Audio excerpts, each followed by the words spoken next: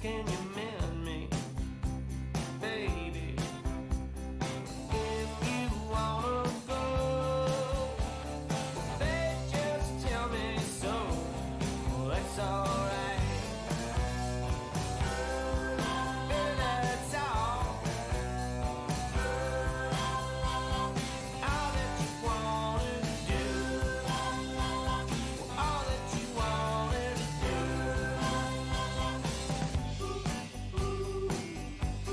Well, that's alright. Oh, baby, that's all.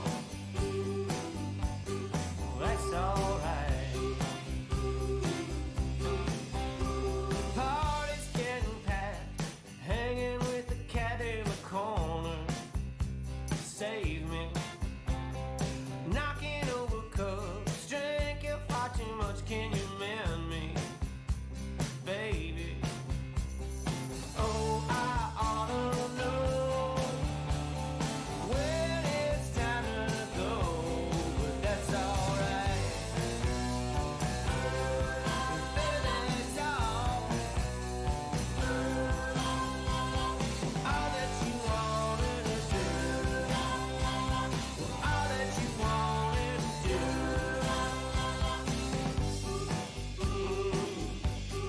That's alright. Baby, that's all. Well, that's alright. Lately staying here. It's June 7th. Happy Monday morning to you. Ryan Jesperson here. Welcome to Real Talk. Thanks for hanging out with us in advance. We have a great show in store coming up in about 10 minutes' time. I'm going to talk to Cindy Blackstock of the First Nations Child and Family Caring Society, also professor of the School of Social Work at McGill University in beautiful Montreal. Cindy's going to talk to us about a couple of things. Well, actually got a whole bunch going on right now. And Dr. Blackstock obviously will get into the conversation around, there's a vote going on in the House of Commons today, a vote to end litigation against Indigenous kids, residential school survivors, to implement the Truth and Reconciliation calls to action.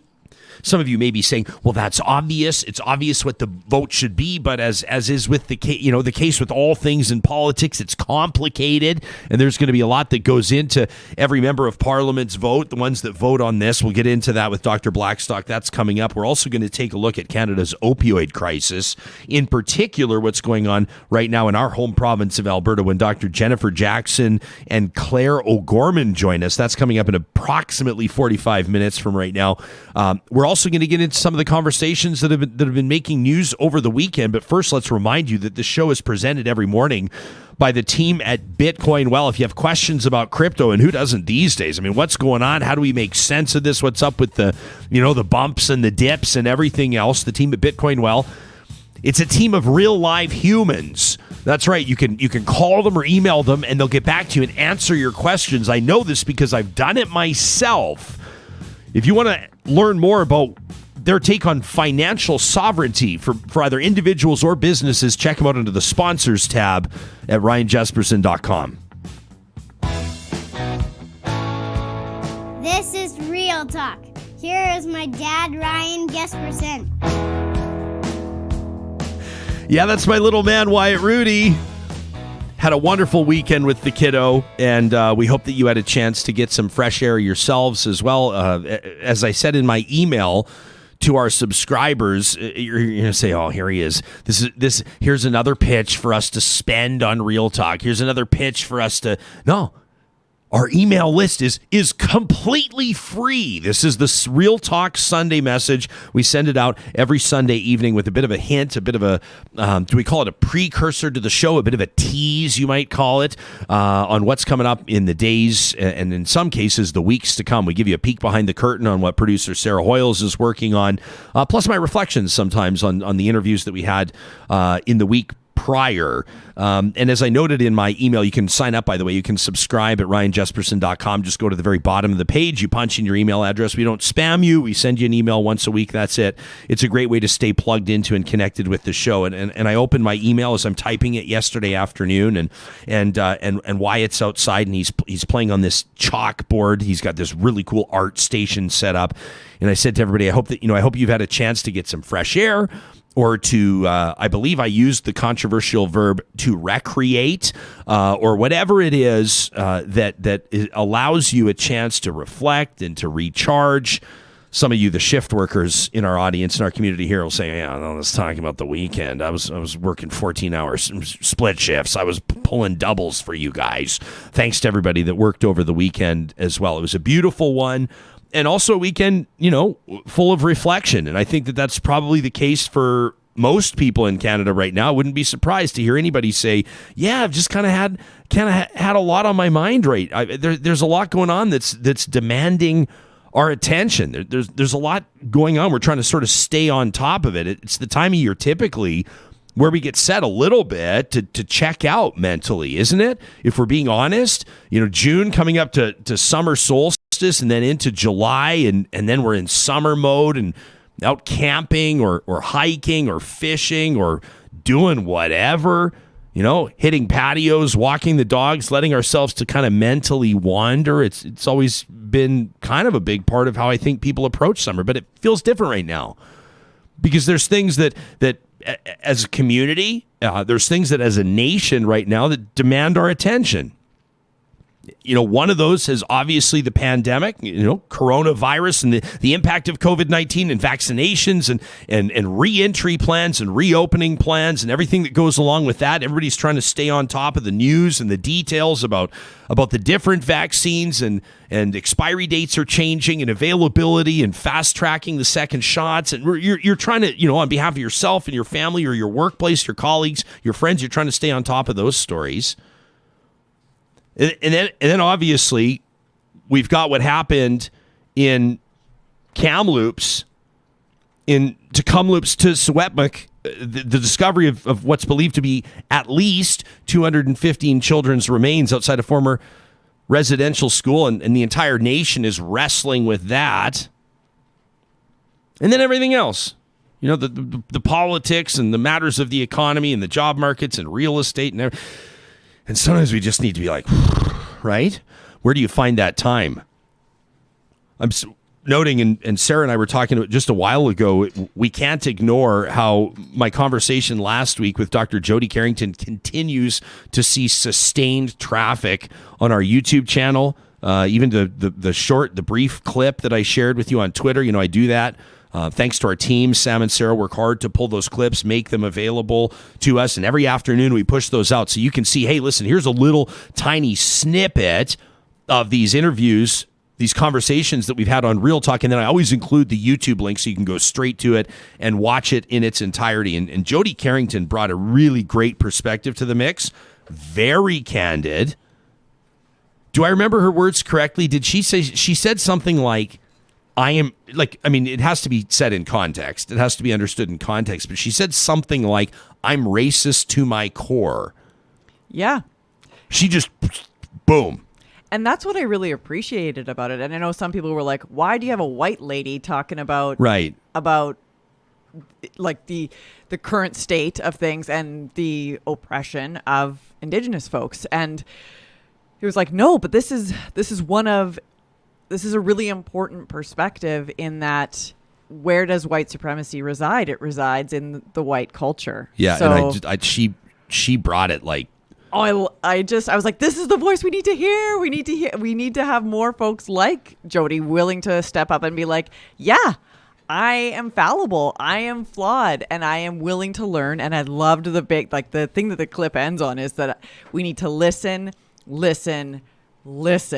And people are retweeting it and sharing it and saying, I commit to listen. I commit to. So you've got to check that out. It was a great conversation. I did see a few comments on it going, I think she's great, but the profanity. Yeah, I mean, she definitely She definitely, she brought it in more ways than one. God bless Dr. Jody. We just had a great conversation. So we're talking about, summer and our typical sort of, what is it, like a habit, like as bears and other animals like hibernate or migrate or whatever in the summer, we check out a little bit mentally with things like Canada Day parties, right? And over the weekend, I'm noticing two things, and they're happening at the same time. And I shared with you last week about my own personal journey because you share your journeys with us, and we meet here, and we make a commitment to do that together and to be real. And I was telling you, I was standing under a Canadian flag the other day and just reflecting on it, like just standing there.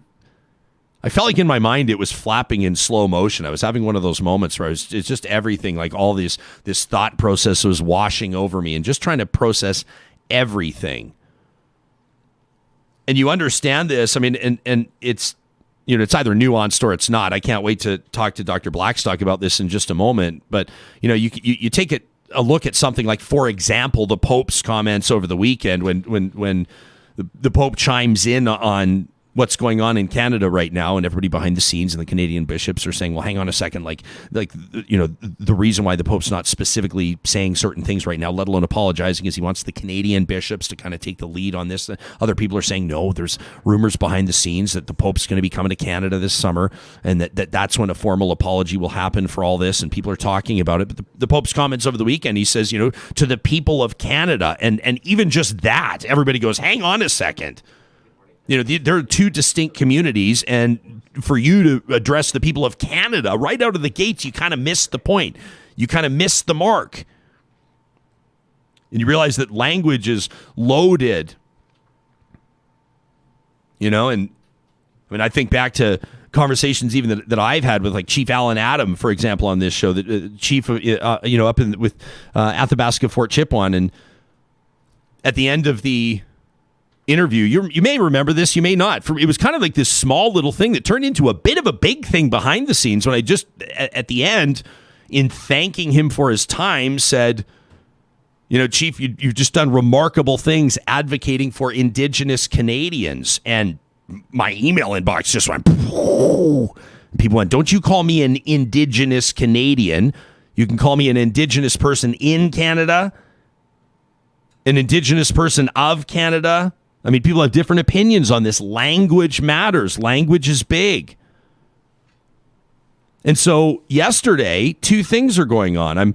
I'm watching a live sporting event on TV, the IIHF World Men's Hockey Championship. And as I do, I'm also scrolling Twitter on my phone.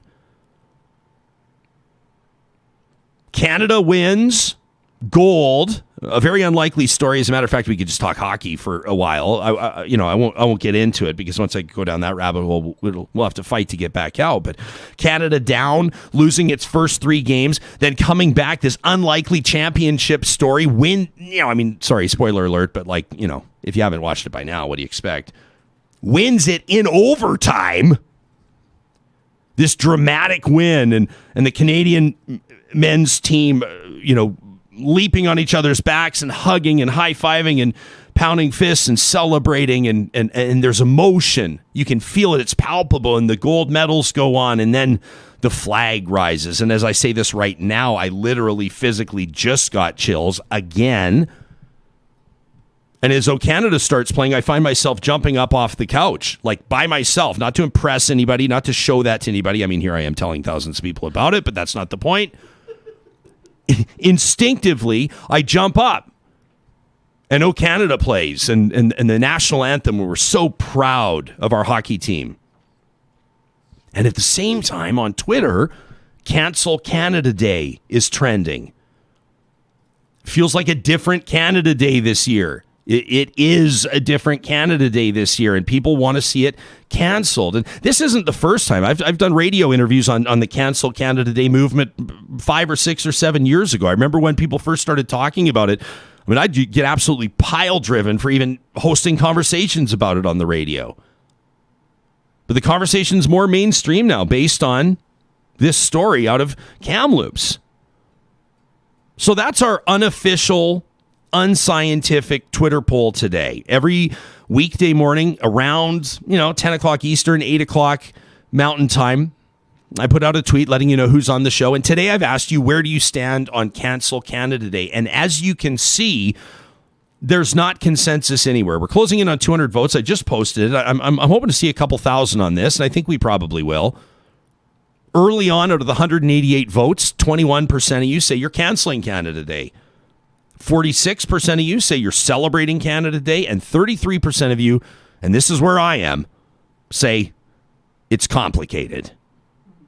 So we'll leave some room for conversation on that on the show today. I make you that promise. We'll drop in our live chat. We'll take a look at our hashtag, Real Talk RJ. That hashtag is powered by the team at Park Power. Of course, you know that. Coming up on a decade now, they've been providing internet, electricity, and natural gas services across the province of Alberta. And if you go to their website, parkpower.ca right now, use the promo code 2021-Real Talk. They're going to give you $70 off your first bill. No strings attached, commercial or residential, at parkpower.ca.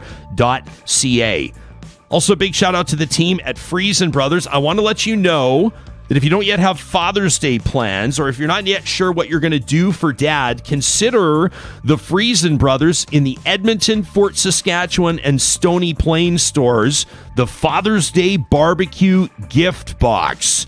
This is absolutely fantastic. They cover all the work for you, from like this really great house-made. Okay, the reason I'm going to talk about this like an authority is because we had a chance to dig into one early.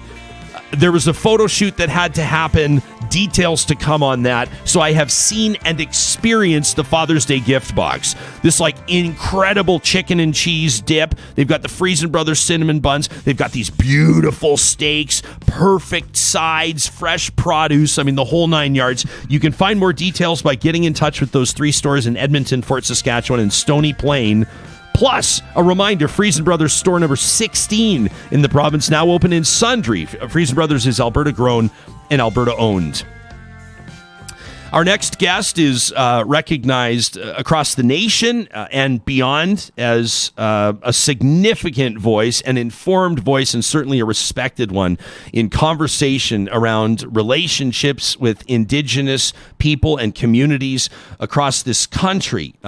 She is Gitxsan, home territory of the Indigenous people, Gitxsan, most of the area known as the Skeena County in northwestern British Columbia. For context, she's a professor in the School of Social Work at McGill University. She's the executive director of the First Nations Child and Family Caring Society of Canada. Dr. Cindy Blackstock, welcome to the show. It's a real honor to have you joining us this morning. Good morning. It's a real pleasure to be here. Can I ask you candidly, out of the gates, I can't ignore the movement, this hashtag Cancel Canada Day that's been happening, and not just over the weekend. As noted, people have been talking about this for years. I have this in front of my Twitter followers today, and people are split on it. Is this something that you've been thinking about? Would you contribute to this conversation? You know, when I think about when people sing the song, "Oh Canada," it's not to a political party. It's not to a government. It's to a set of values of justice, of fairness, of truth, and respect, and freedom. And when our governments act in ways that wander away from those values, either for ourselves or for others in the country, it is our patriotic obligation to stand up and call the government back. And that's the case with the failure of the federal government to respect and honor the Truth and Reconciliation calls to action.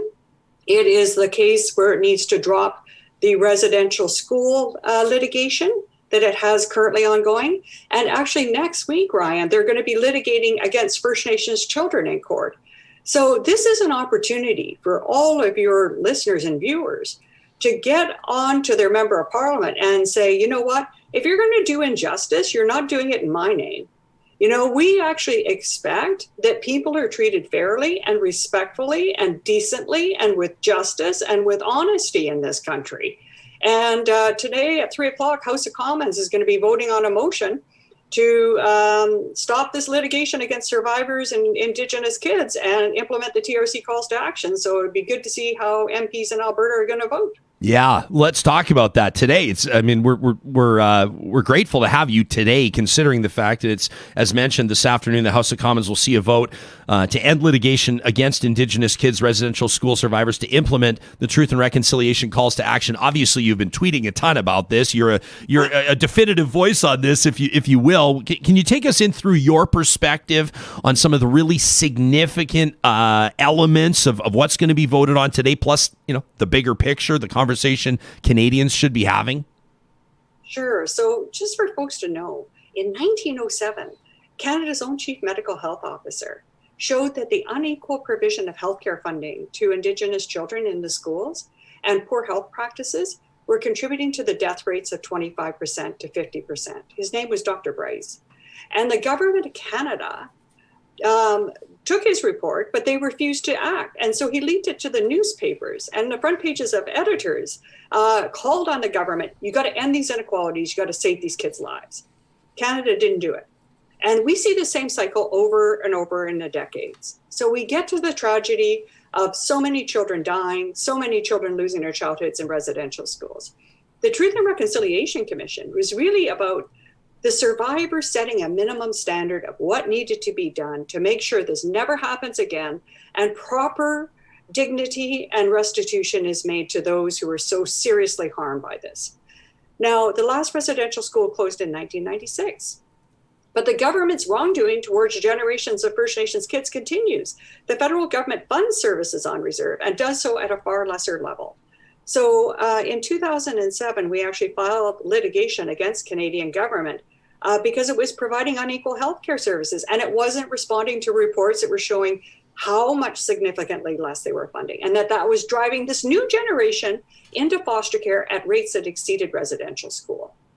So the TRC's top calls to action are equity and child welfare, and something called Jordan's Principle to make sure First Nations kids can get the help they need when they need it, free of any discrimination, right? So they can help recover from this friggin' residential school trauma and everything else like that. Well, the federal government is still litigating against these kids. Next week on Monday, the federal government will go to court. They will try to avoid compensating children, and these are still children, who are harmed by their discriminatory behavior in ways that separated from their families, hurt them, and in some cases led to their deaths. And then the second thing the federal government is litigating is they don't want to help kids off reserve get the help they need under Jordan's Principle. So this is why there's all this consistent line in government behavior. And this is why it's so important that good people, no matter where you live, no matter what your political party, you tell the federal government, if you are going to litigate against kids or against residential school survivors, you don't do that in my name, and you're not getting my vote. Cindy, I would imagine that different people will have different feelings on what the appropriate approach to this is, whether it's the federal government dropping these litigation efforts, whether it's a settlement, whether it's restructuring how we do politics in Canada, which is part of a bigger picture I'd love to have a conversation about. But I mean, people talk about abolishing the Indian Act and what that looks like. I was listening to a podcast I really enjoy over the weekend, The Strategists, where Stephen Carter, a political strategist of Alberta, is talking about almost, I don't want to use words he didn't use, but not sort of like a shadow ministry where there would be Indigenous representation in all the ministries in Canada. And then his colleague on the podcast, Corey Hogan's talking about how that's imposing yet more structure on Indigenous people. That may not be what they'd be looking for. And it's a big conversation about how the nation, I don't want to say moves forward, but how the nation probably reflects on this conversation that we're having right now and what Canada does about it. Bigger picture, where do you believe that Indigenous people and non-Indigenous people in this country need to move toward? What does the future look like for you, bigger picture? The future looks like, for me, that First Nations kids don't have to fight their entire childhoods to get a fair chance to grow up safely in their families, get a good education, be healthy and proud of who they are. That we actually have a non-Indigenous population who is trusted with the truth by the federal government and by their provincial governments to learn about the history of their country, and then to be able to calibrate their government and really hold them accountable for acting in ways that are consistent with our values, and implement the solutions that are already on the books. The good news about all of this is that The solutions are on the books. The governments just need to act on them. We have a solution, for example, to get rid of that racist Indian Act. And just for your listeners and viewers to know, that's the same piece of legislation that pushed First Nations kids into residential schools, and it's still on the books. Even though in 1996, there was a Royal Commission that set out a 20-year pathway to get rid of that thing. So there's all kinds of solutions. The best thing we can do as members of the public is push our elected representatives at all levels of government to implement them. Because if we did that, we would finally free the country from the chains of this racial discrimination by fiscal policy. Finally, we would set our kids free. What do you think's going to happen this afternoon, and what do you think it's going to say? I expect that the government, a lot of them won't show up because they don't want their name attached to this, but they don't want to go against the ranks of their party. It's going to pass. The Conservatives, the Bloc, the NDP, and the Green Party have all said that they would vote in favor of this motion. And unfortunately, I don't think the government's going to listen to it. I think that we will find ourselves in court on Monday trying to defend this generation of kids and the survivors from this ongoing litigation by the government of Canada. I was paying it. I saw over the weekend Dr. Heidi Fry, the MP out of Vancouver Centre, had been tweeting about boil water advisories and how many of them had been dropped in Indigenous communities in Canada. And I mean, I saw a lot of people that were applauding the progress there. But let's be honest, there's also been some pretty fair dialogue over the past while about this federal government's performance. When it comes to implementing the recommendations, the calls to action from the Truth and Reconciliation Commission's report, when it comes to commitments that have been made to Indigenous communities across Canada, including those boil water advisories and others. And then there's all these conversations around children in care, et cetera. I mean, there's a lot going on right now. How would you assess, big picture, first of all, and then we can certainly get down to specifics, but how would you assess this federal government's performance in meeting and answering and fulfilling its own promises, electoral and otherwise, when it comes to Indigenous people, and in the bigger picture of reconciliation? How would you evaluate the federal government's performance? I would say right now it's very mediocre. When we look at independent historian Ian Mosby's ranking of how the government of Canada is implementing the TRC's calls to action, they've only done a handful of them. And in the case of this litigation on Monday, they're actually actively attacking two of them. So I don't think that there's a very positive kind of report to give out to the government. And on the water thing, you know, like I hear this all the time. I'm stunned that these communities don't have clean water like today. You know, I hear the government say sometimes, well, it's too remote, you know, it's too difficult.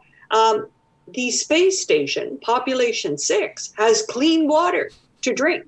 They also have high-speed internet access, and only 35% of First Nations communities have that.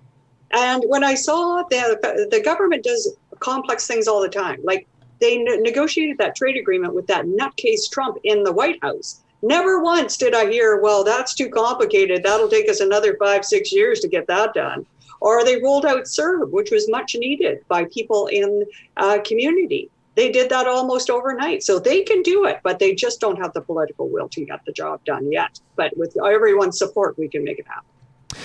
Dr. Blackstock, it's estimated that, I mean, and I've seen numbers around, I think the official number is just over 3,000 young Indigenous children died while attending residential schools. The number 4,100 seems to have been accepted and adopted across the country, but now there seems to be informed speculation that the number could be and quite likely is larger than that. It's the number 215 that really resonated, that sent a shockwave across this country. Millions and millions of people have felt it. What is it, do you think, specifically? I mean, we're talking to Indigenous people, leaders, advocates, et cetera. Anybody that's been paying attention to the Truth and Reconciliation Commission's work over the past number of years that are saying people have been screaming that elders and survivors have been talking about this for decades. This shouldn't be a surprise. It's shocking, but it shouldn't be surprising. Why do you think 215 resonated with people where 4,100 maybe didn't? I think that because the stories have piled up on the Canadian consciousness in a way that we can no longer look away. And I think when people think about this, these are 215 little kids who died away from their families, alone. And although we don't know the direct cause of death at this moment, we do know from residential school survivors that many of these children died of abuse, neglect, or the preventable disease that Dr. Bryce tried to stop, related to the federal government's unequal treatment of them in healthcare. So I think that just got a visceral response from people in a way that they cannot look away. But here's the thing, Ryan, is that whenever this hits the news and the Canadian public and the media look away, the Canadian government continues the injustices. So our opportunity right now is to stay laser focused on this and to make sure that we watch not what politicians say, but to watch what politicians do.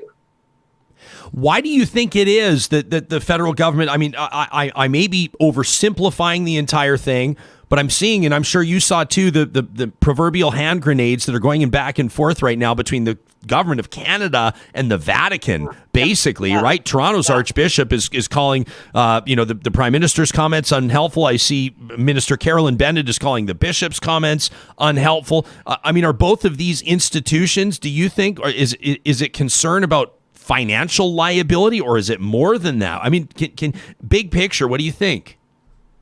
Well, I mean, the church and the government of Canada, we're in this together, right? They're both offenders in this process.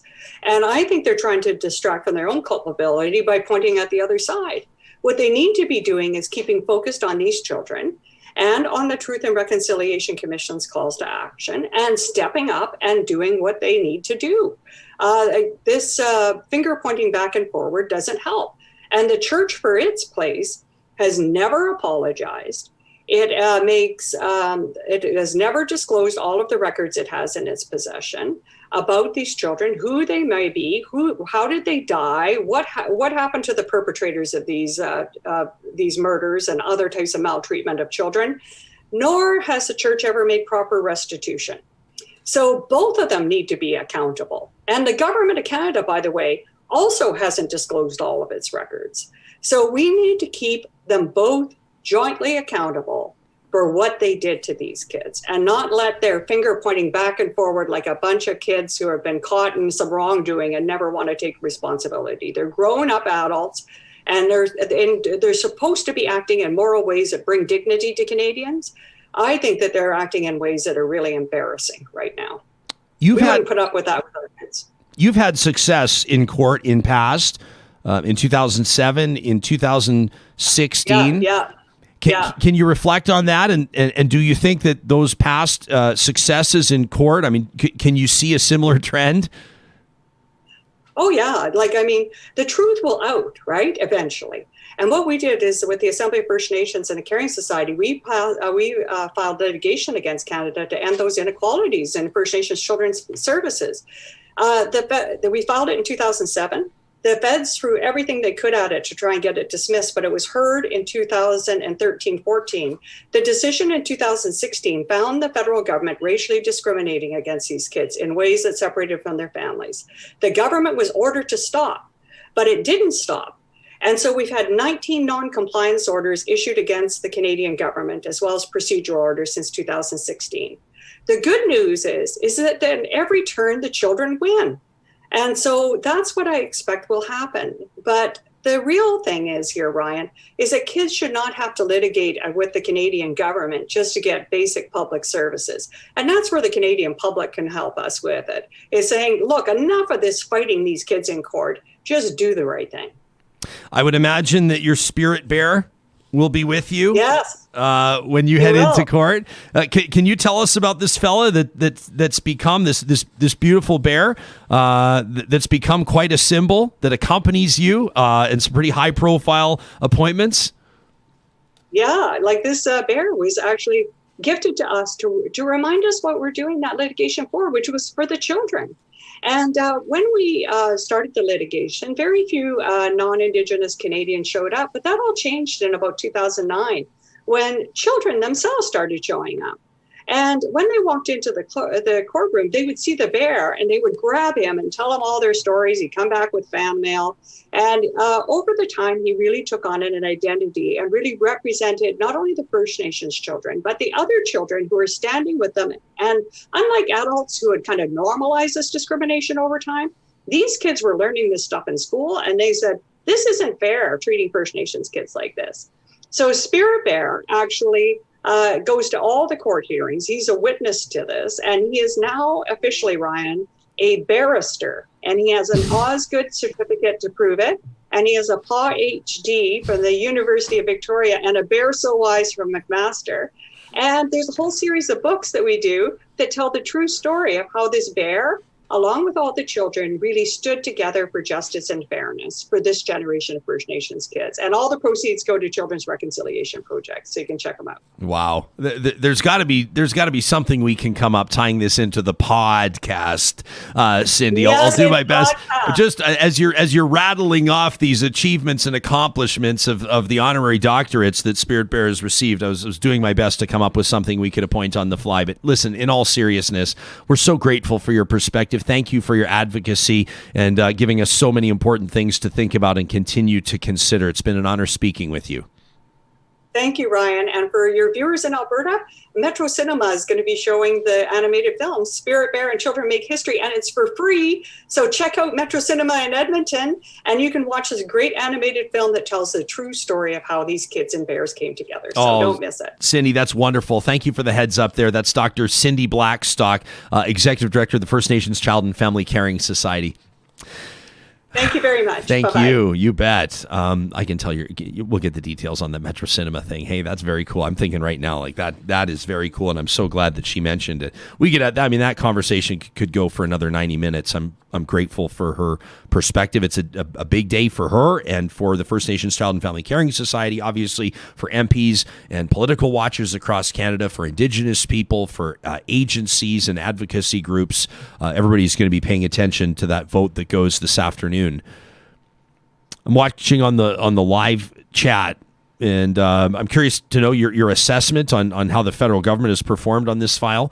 I acknowledge that, as is the case with all things at any level of politics, it's complicated and there are deep-seated issues here. I'm always curious to know, when you talk to somebody as informed as Dr. Blackstock, when you ask, I said it a few times, big picture, like broadening the focus, looking more long-term. What does the relationship look like between the federal government, between Canadians, between Indigenous people, when you have these conversations around, two cultures or walking, side by side, or two communities?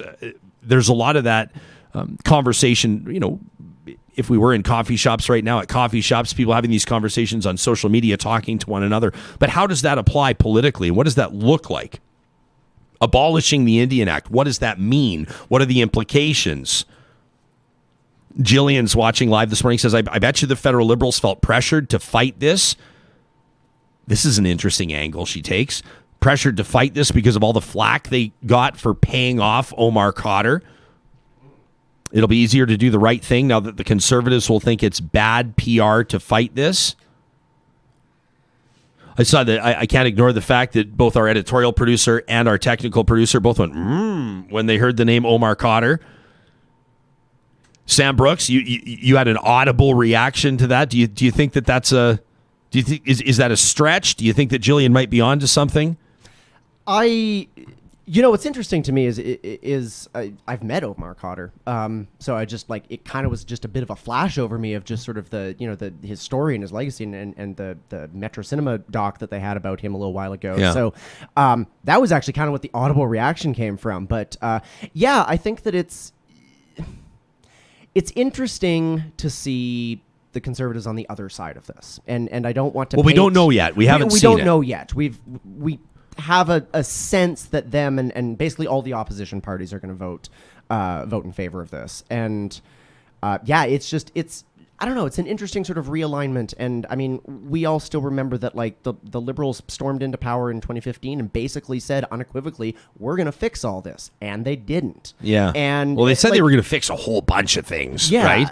And it just put your money where your mouth is. You know what I mean? And Yeah, I don't know. Sonny says the litigation is not to avoid compensation. The litigation is to determine who gets to make that decision. It's manipulation of perception for political gain. Chelsea says, I've heard mixed things about the Indian Act regarding removing it, including very real fears that removing or amending it could end up being a negative for Indigenous people, but I don't know if that's accurate, says Chelsea. We'll look into this. I mean, this will be part of our ongoing. I mean, Sarah's booking the show 1, 2, 3 weeks in advance right now. We've got lots of asks out, a lot of different perspectives that we're looking to glean. And this is something that we're very intrigued by. This is something that we want to have these conversations. I'm right there with you, Chelsea, going, I've heard some stuff. I'm not sure if it's 100% accurate. That's the average, ordinary, everyday person's reality on a lot of things, right? That's why we do this show. I do the show selfishly so I can have all these interviews and ask all these questions so I can try to figure out what the hell is going on half the time. We're just grateful to have all of you along with us. Well, take a look at where our unofficial, unscientific Twitter poll is today on Canceling Canada Day in just a second. I wanted to remind you that the team at Eden Landscaping is hard at work this week and every week. That's going to be the case over the next number of months. They've got multiple crews out making reality. That's right. Your dreams that they've mapped out. You've told them what you want in your front or backyard space and what you've always wanted to do. Maybe it's that outdoor cooking station, or finally you're going to put in a fire pit with that beautiful, that, you know, those bricks that just, you sit there and you go, did somebody really do this by hand? Their teams do that kind of stuff. You dream it, they can make it happen. You can check out their work at landscapeedmonton.ca. Don't delay. Call or send an email to Eden Landscaping today. Also wanted to let you know that the Dairy Queens of Northwest Edmonton and Sherwood Park want to thank you for the enthusiasm you showed toward the $1.99 Peanut Buster Parfait. I regret to inform you that this special is now over. However, everyone, don't worry. Sarah Hoyles looks troubled. Sarah, don't worry. I am concerned. Starting today, all Father's Day cakes at the Dairy Queens of Northwest Edmonton and Sherwood Park, that's Palisades, Nemeo, Newcastle, Westmount, Y Gardens, and Baseline Road, are $5 off. $5 off if you mention Real Talk or Jespo. These are the layers of vanilla soft serve, chocolate soft serve, our famous cookie and fudge center. I'm kind of missing the real hot. No, but Do you want one more? One more for good measure? Well, maybe we could do the.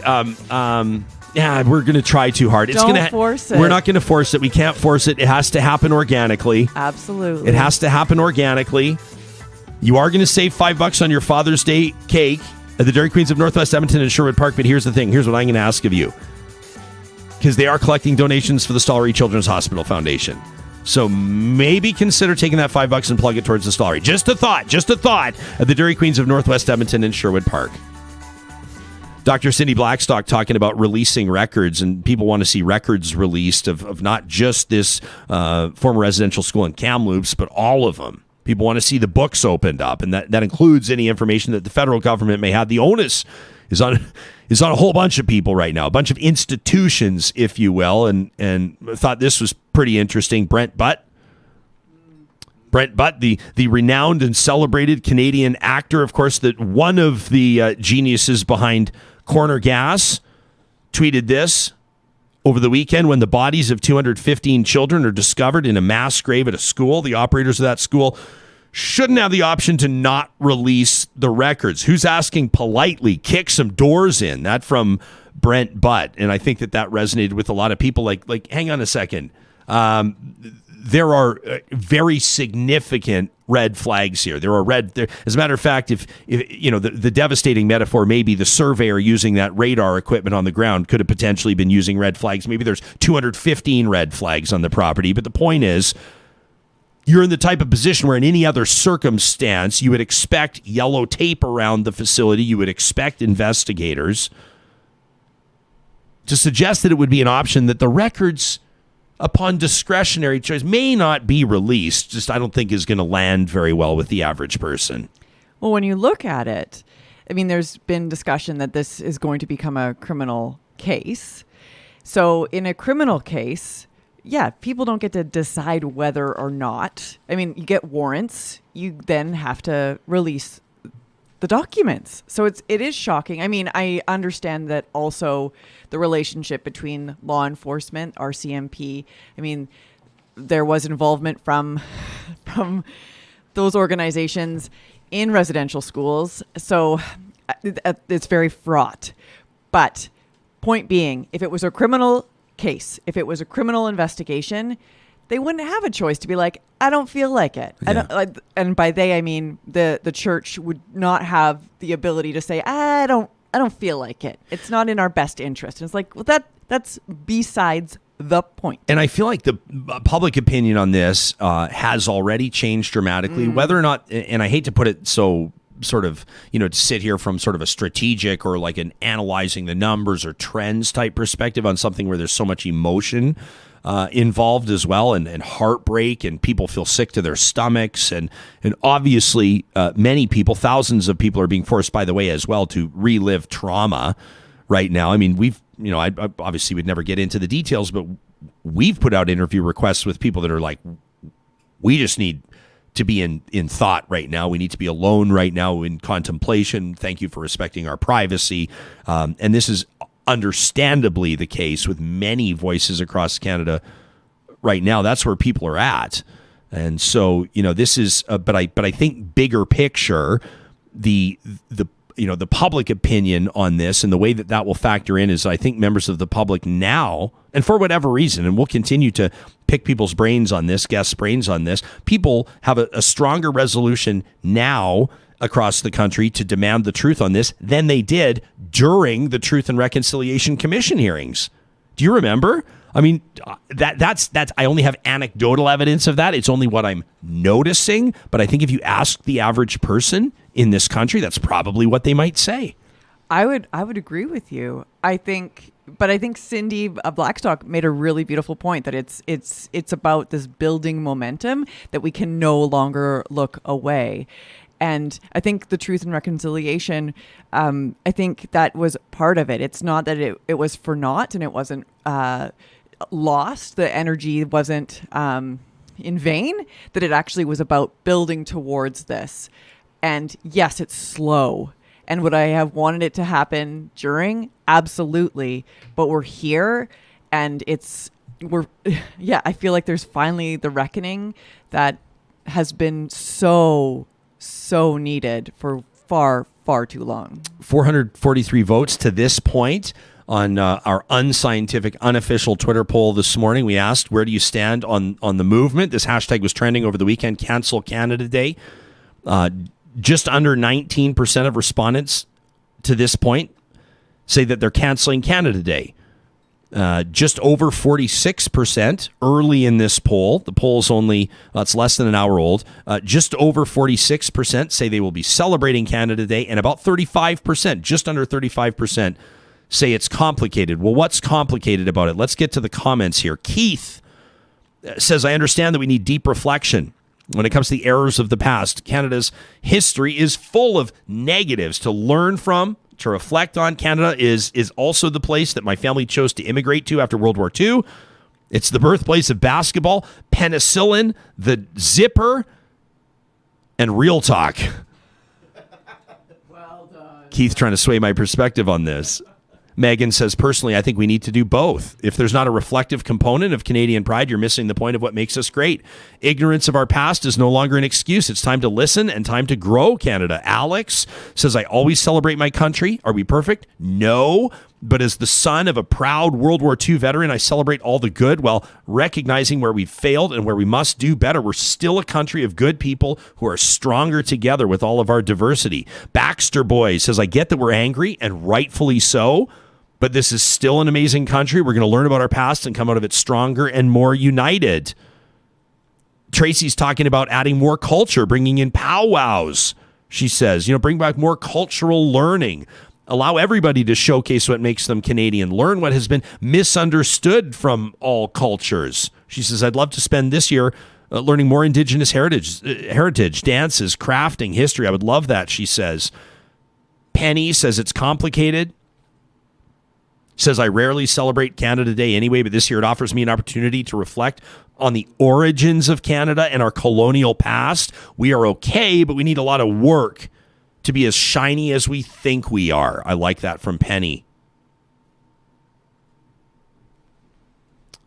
Someone says it's really not complicated. They left the comment at that. Chad says, I understand the idea to cancel. There's a lot of shitty things that have happened in our history, but there's a lot of amazing things we've collectively accomplished. Both things need to be recognized equally. We need to be more inclusive. Sarah, you don't look sold. Stop it. You're gonna have to stifle your body language if you don't want to be called upon. We're still learning this. We're still working this out between you and I. But when I see, I just about misuse. I didn't want to. When I see a dramatic reaction, and then you could rightfully say you calling me dramatic, which I'm not. When I see a noticeable visceral visceral reaction. What was it about Chad's comment? To me, I don't think that it's mutual, like that it's not one or the other. But I also, I don't know.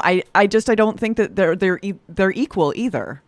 I think that the harms done are gargantuan, and I struggled on Canada 150. Like, I did not celebrate when everyone was like tooting the horns and, you know, shaking the flags. I was not celebrating because there was already the murmur of like, what are we celebrating? We're celebrating genocide. Well, and I'm not sure that it's that simple. I think characterizing Canada Day as a celebration of genocide is okay. Well, that's what you said, right? And I appreciate the candor. And if I'm mischaracterizing you, definitely say. And sorry, I guess I should say that it's not only that, but that is part of it. So thank you for asking for the clarification. And let me meet you in the middle and acknowledge and agree that Canada... And here's what I said the other day. I said this to Jagmeet Singh in our conversation with him. By the way, Green Party leader Annamie Paul will be joining us this week as we continue our conversations with federal party leaders. But I said this to Jagmeet Singh. In my personal opinion, debate over whether or not residential schools represented genocide is over. I'll continue to, I suppose, maybe kind of sort of hear people out that want to argue, but I will certainly ask, as I have over the weekend, to a few folks on Twitter that are keeping coming at me, you know, whether or not this is a mass grave or a cemetery. Like, what are the semantics that you're digging in your heels on? That, like, who are you seeking to defend here? Read the room, as you tell professional communicators. I don't understand that part. We cannot ignore that this is a significant part of our history. Yes. We cannot ignore that is no longer up for debate. The seriousness and the significance of it, absolutely. I agree with you on that 100%. Kirsten says, my opinions about Canada Day are always unpopular because I'm not a fan of nationalism. But this year especially, I think it's a good time to consider who is excluded.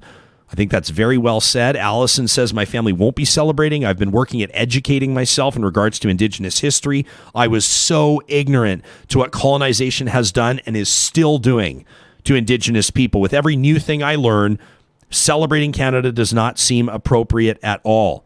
Honey says, keep Canada Day, cancel religious holidays, cancel the Queen's control in Canada. Why didn't I ask Dr. Cindy Blackstock about how she feels about taxing churches? That's two guests I've missed out on. I should have asked Jagmeet Singh about the same thing. Well, we can ask Anime. Yeah. Oh, I don't know how she'll, yeah. But we should ask all. I mean, what we should do is put basically, I mean, that to me, that's a Twitter poll question first. Maybe we'll do that tomorrow. Yeah. I'd be curious to know where the average person lands on that. I grew up. I've thrown this out on the radio a couple times, just as aspersions of a provocateur, if you will. And always having grown up in, hearing from people the compelling argument that, hang on a second, people support churches, people support these nonprofits with their after-tax income, and it's really not fair to tax churches. And then I don't remember who it was, but somebody basically said to me, we support everything. Like, with absolutely everything with our after-tax income. What are you talking about? And I kind of went, right. Oh, yeah. And okay. So I'd be curious to know. You know what we should do is we should do a round table Yes. on taxing the church. And we'll get somebody to say absolutely hell no, and we'll get somebody to say absolutely hell yes, and then we'll maybe get somebody that can sit there and muck it up with me in the middle. Oh, boy. I think that sounds like a good plan. That's my job. I got to find those folks. That's right. Get on it, Hoyles. I'll buy you some time now by reminding everybody that tunes in that this studio is powered by the team at Westworld Computers for more than 40 years. They've been family owned and operating across Western Canada, but I'll tell you what, they'll ship anywhere via westworld.ca.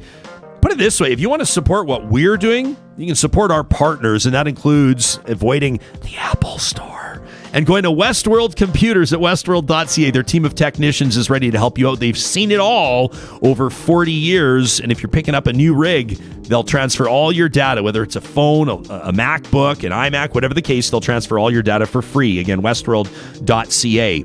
Also wanted to mention our friends at Sherwood and St. Albert Dodge. We had the Grand Cherokee out this weekend. Absolutely love that rig, but they've got the new one coming out this year with that third row seating. It's the first 7-passenger Grand that they've ever done. Plus, of course, if you're a big Jeep fan, I probably don't have to tell you the Grand Wagoneer's coming back this year.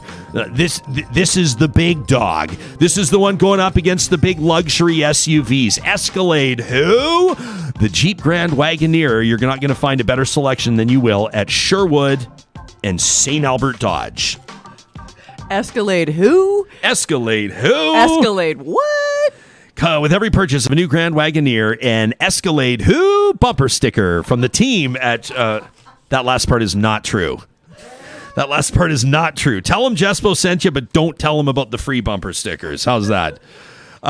This show will swerve from heartbreak to humor right back into heartbreak, and that's what we're going to do right now, although you may feel more anger now than you do upset in any other context. It's because Alberta and the rest of Canada is in a full-blown opioid crisis right now, but some of the decisions that are being made on the front lines when it comes to supervised consumption services and other services as well as funding is being shuffled around in a way that has the experts crying foul. Dr. Jennifer Jackson is an assistant professor in the Faculty of Nursing at the University of Calgary.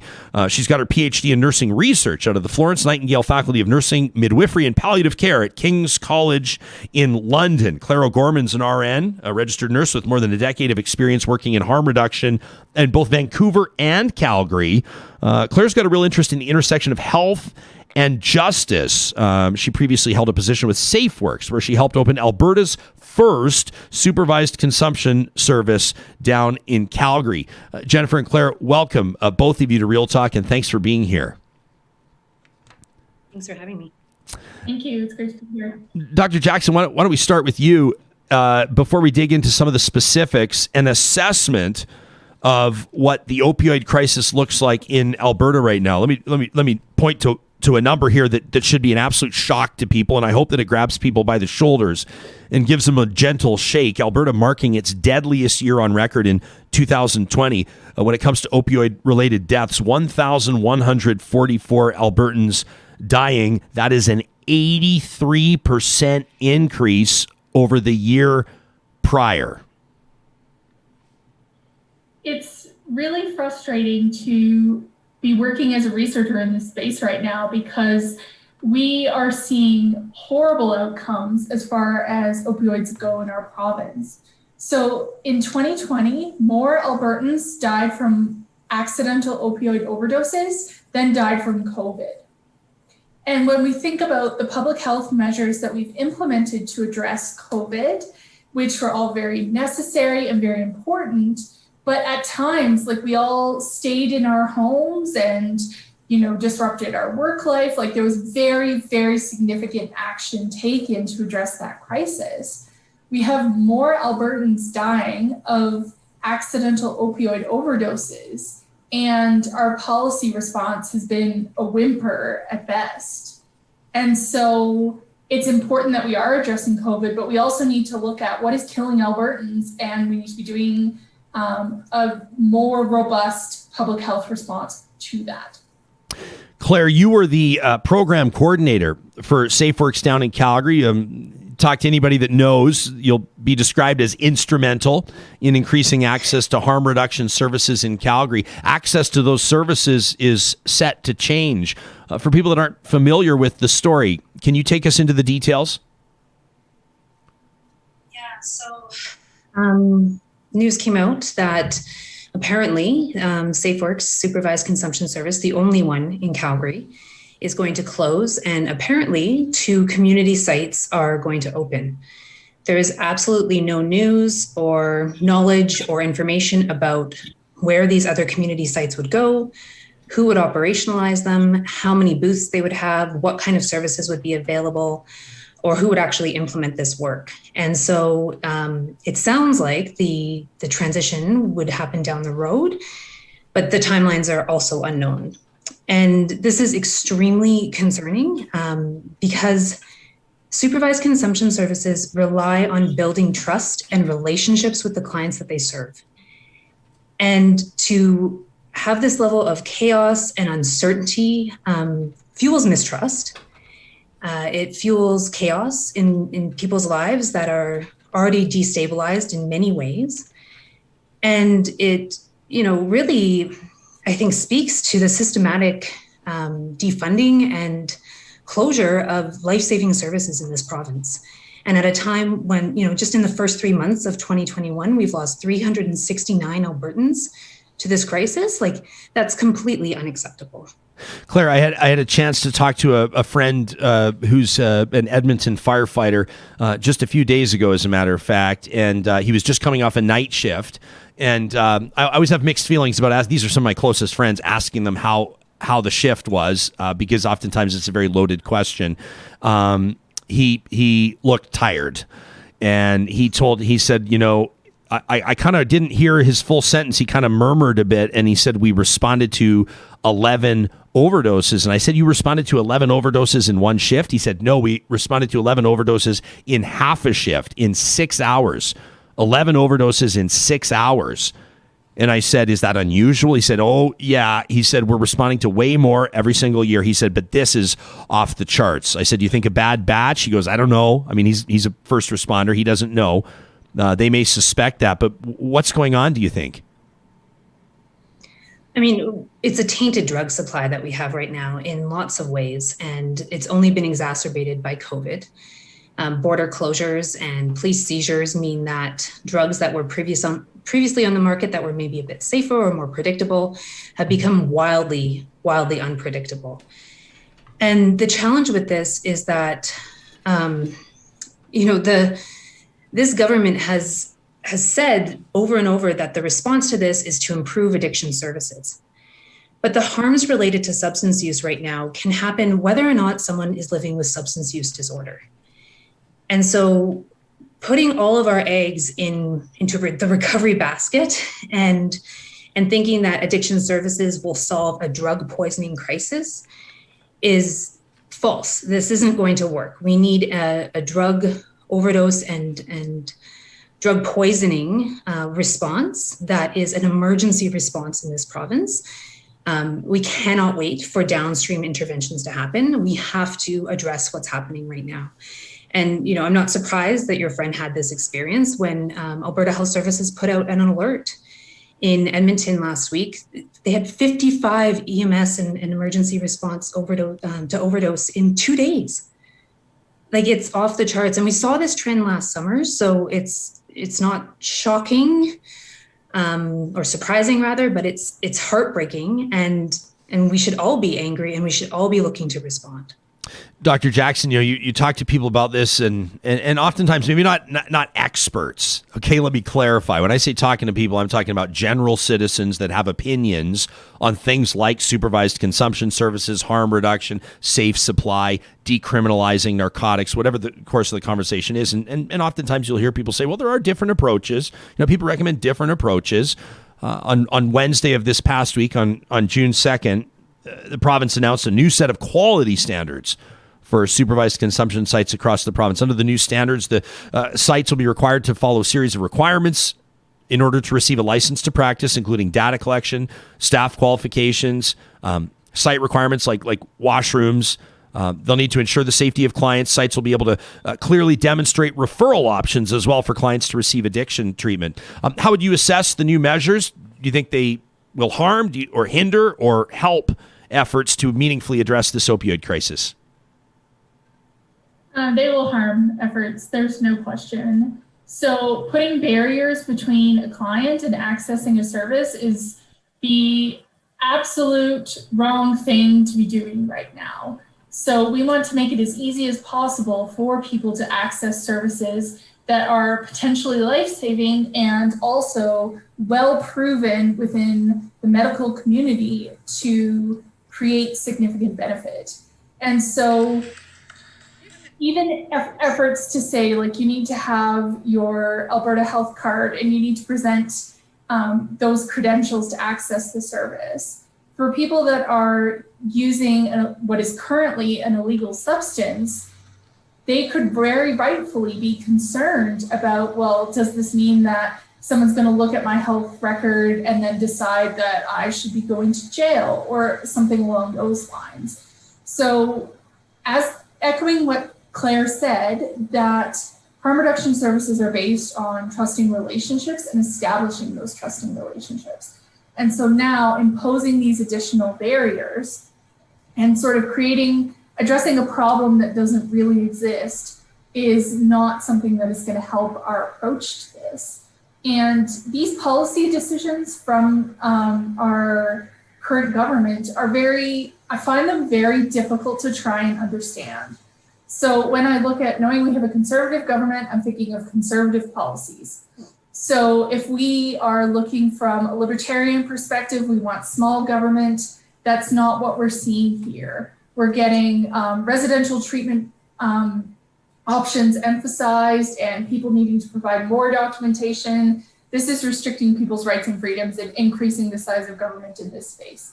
If we're thinking about the tough on crime folks, we know that harm reduction services can decrease crimes, particularly IO. We have good evidence to show that people commit fewer crimes when they are getting the type of healthcare that they need.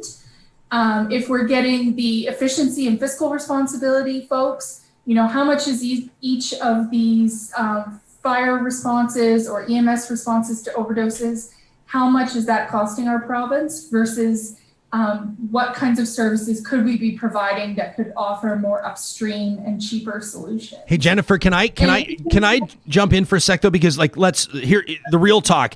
You and I both know that the compelling and relevant argument here for a lot of people should be, because this is the parameter, or this is the lens through which they view almost all of their political, this is where people find their political standing, their political beliefs are based around fiscal responsibility, right? And budgets and bottom lines. And you've touched on something very important here, which is that it is way more expensive to be sending out ambulances and fire trucks and triaging people in ERs and all these types of things than it is to maintain supervised consumption. But there's something else at play, isn't there? There's a moral and ethical belief that these are junkies and addicts, and that they're going to bring their illegal drugs into a government-funded center, and we're going to host and pay for these drug dens, and we're going to allow people to break the law. And there's all of a sudden, the idea about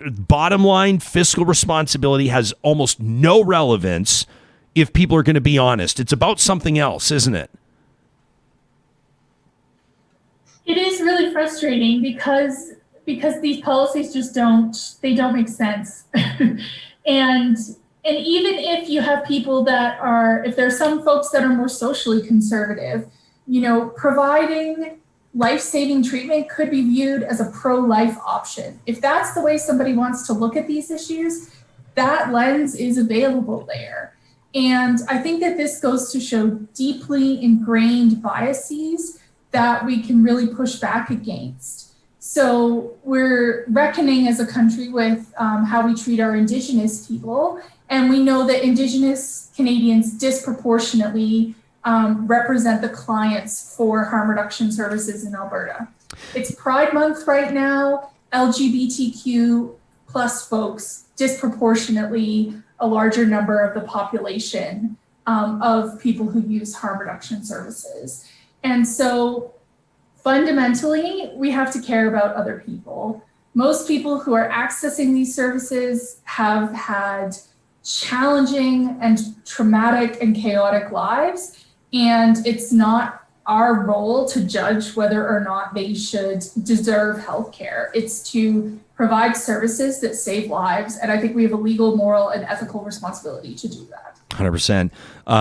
If I can just jump in, Ryan, just in terms of that ideology and where we're seeing the conversation, I think it's really important to acknowledge that we are saturated in a world and a society that has criminalized drugs and has pushed a war on drugs. And I think the three of us here grew up with the rhetoric, just say no, drugs are bad. And what comes of that is people who do drugs are bad. And we live in a society here in Alberta that is very bootstrap oriented. There's a lot of individual and personal responsibility put on people, including, regarding substance use. And we know that the social and structural determinants of health play a huge role in health outcomes for people across the world. And so a really important social and structural determinant in this crisis is the war on drugs, is the criminalization of drugs. And the war on drugs and criminalization of drugs started with racist drug policy. The Indian Act that prohibited the sale of alcohol to status Indians was the first drug prohibition in this country. And it was followed by the Opium Act, which was a way of policing Chinese railway workers. Like our system is rooted in a history of racism. And as we face the reckoning that is residential schools here in this country, I think that's a really important part to bring forward to our current crisis in terms of how we're seeing overdose deaths play out in our country. And Claire, you know what's brutal? Or let me say, you know what else is brutal? Is not only the systemic racism that demands to be addressed, as you have so articulately laid out, but also the fact that it seems as though we need to remind people that even affluent white people in the suburbs are overdosing, and that's why we should care. Like, there's just have you noticed that? Like, people have to start saying, hey, I mean, keep in mind, a CEO that had a bad knee injury that got addicted to pain medication could also be one of those that's sourcing out their own self-medication on the streets. And then all of a sudden people go, wow, like, it's not just inner city houseless Indigenous people. Wow. And then people are supposed to start caring. It's like this bizarre, we can't say, like, these are human beings. This is somebody's son or daughter. This is somebody's sibling that is, risking a horrific death every time they use a loan or every time, whatever the case may be. And that sort of doesn't resonate with people. We have to start saying, like, hey, and by the way, like, it makes fiscal sense. And also white people are dying. And then all of a sudden people go, this is a crisis. Well, I think that's really human nature for any issue, is that unless we see the relatability to ourselves, it's really hard for people to care or get on board. And I mean, that's the stigma of substance use. And that's what the war on drugs has done, is, it made drugs scary, and it made drugs something that we're supposed to be afraid of. And so how we react to fear as human beings is to say, oh, that's something that only happens to those people over there. We other the issue.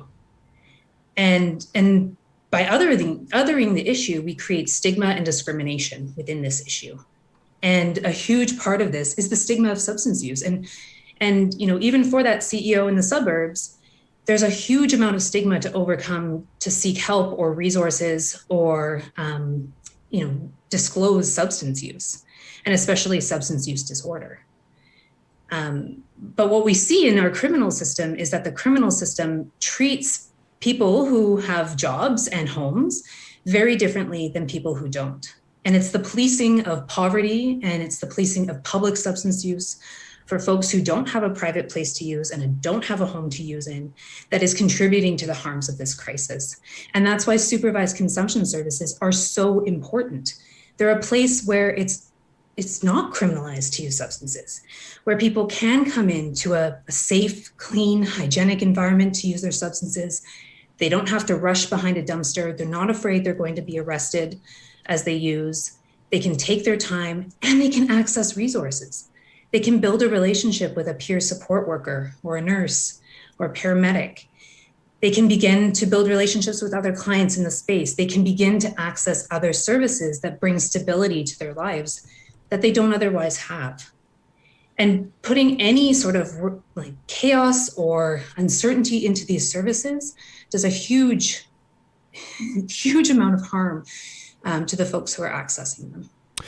We've had conversations. I mean, Dr. Jackson, you've been on the show before. Dr. Elaine Hishka has been on the show. Dr. Hakik Virani. We've spoken my brother Kyle, who works at Insight in Vancouver. We had Garth Mullins on the show, who does this amazing, the Crackdown Pod. People have to read it to it. The guy's just a phenomenal storyteller. And we hear, I mean, what I want to do here is make sure that we advance the conversation, kind of stamp this interview and help people understand what's happening right now.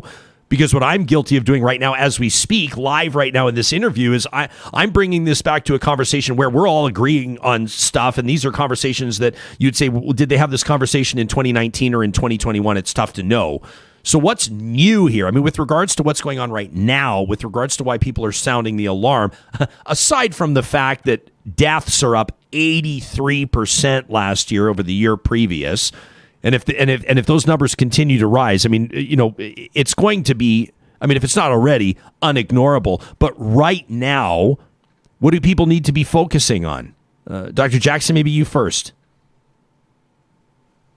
I think that it's important to see that there is a sustained lack of policy response from the provincial level, and that it has always been concerning, but it continues to be concerning. And I know that Albertans have a lot of different concerns about many issues happening in our province, but I think that it is very critical that we recognize we're not getting good leadership and people are dying as a result of that. And it's important to me to share some of these different perspectives because as a registered nurse, as Claire is as well, you know, as soon as you say something is evidence-based and life-saving, like we're on board. But I recognize that there's lots of different perspectives in our province, and hopefully that by demonstrating these issues, A, they're not going anywhere, they're getting worse, and B, they affect a lot of different elements of our social structures. Hopefully people will find something that resonates there to realize that, you know what, even if you have never smoked a cigarette and you see this issue as being, you know, over there, something that's not connected to yourself, well, the emergency department wait times are going to get longer and the ambulance wait times are going to get longer. And that affects every one of us. So if nothing else, like let that be a concern and a reason to say we need to have better strategies and better policies, because this sustained attack on harm reduction services is completely contrary to the stated policy that we want a continuum of care or a continuum of services available. Actions speak louder than words. There's no continuum. They're trying to push people towards a very narrow range of options that have questionable scientific basis and are causing more deaths in our province. Yeah, I mean, Albertans should remember that the Associate Minister here of Mental Health and Addiction, Jason Luan, is on the record suggesting that the opioid crisis is something that's been cooked up by big pharma. I mean, we've got conspiracy theories coming from the desk of the Associate Minister here. On the Real Talk live chat on our YouTube channel, Ewan, who I happen to know, I'll recognize that name, jumps out at me because Ewan's been an amazing advocate for businesses in support of harm reduction. And Claire, maybe we'll get you to comment on that in just a second. But Ewan, watching this morning live, says abstinence-based recovery has almost no supporting evidence behind it. Meanwhile, there has never been a death recorded in a supervised consumption site worldwide. Ewan says dead people do not recover. And there's some very powerful testimony from Jerry. Jerry, watching live this morning, says this conversation is really hitting close to my heart. My 3 girls haven't seen their dad in more than 6 years. He has an opioid addiction, and he's currently homeless in Calgary, and we haven't heard from him in 6 months. Jerry says harm reduction services are important to him. So one day, maybe my girls can have their dad back. They're important that he stays alive. The Alberta government announcing that it will close Calgary's central supervised drug consumption site. As mentioned, Claire, you were the program coordinator there at SafeWorks. They say that they'll replace it with 2 other services in the city that approved by Jason Kenney's cabinet on Wednesday. Per a release from Alberta's Associate Minister of Mental Health and Addictions, Jason Luan, quote, "We will be relocating the existing site, which has been highly disruptive to the neighborhood, and instead add supervised consumption capabilities within 2 existing facilities situated in more appropriate locations."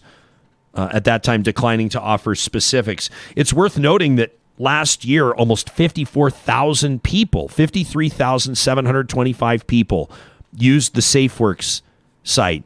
Can I ask you to comment on the highly disruptive to business angle here, on the bigger picture of businesses and whether or not they tend to support or fight against supervised consumption services?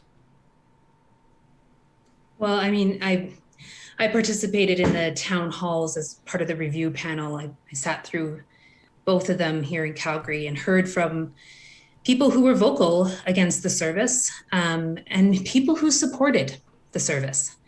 And we hear a lot from the vocal minority who are pushing back against the service in their community. It's a very small group. The work that you mentioned that UN's taken on with Each and Every is a coalition of businesses that have stated their support for harm reduction and are actually getting naloxone kits right into their businesses. And there's 42 supporting businesses in Calgary. I mean, and this project was launched not that long ago. And many of which are downtown. I think over half of them are actually downtown, and a few of them actually stone's throw from the supervised consumption service. So we know that there's support, because businesses know that when there's supervised consumption services, they're less likely to find needle debris. People are using inside the site, they're not using in the business's back alley. And they're less likely to find people dead or overdosing. I mean, how horrific is that, to show up to work and someone's dead in your doorway? Like, that is not what will serve the community. And so recognition of the importance of these services is coming along, and there's more and more support that we're hearing.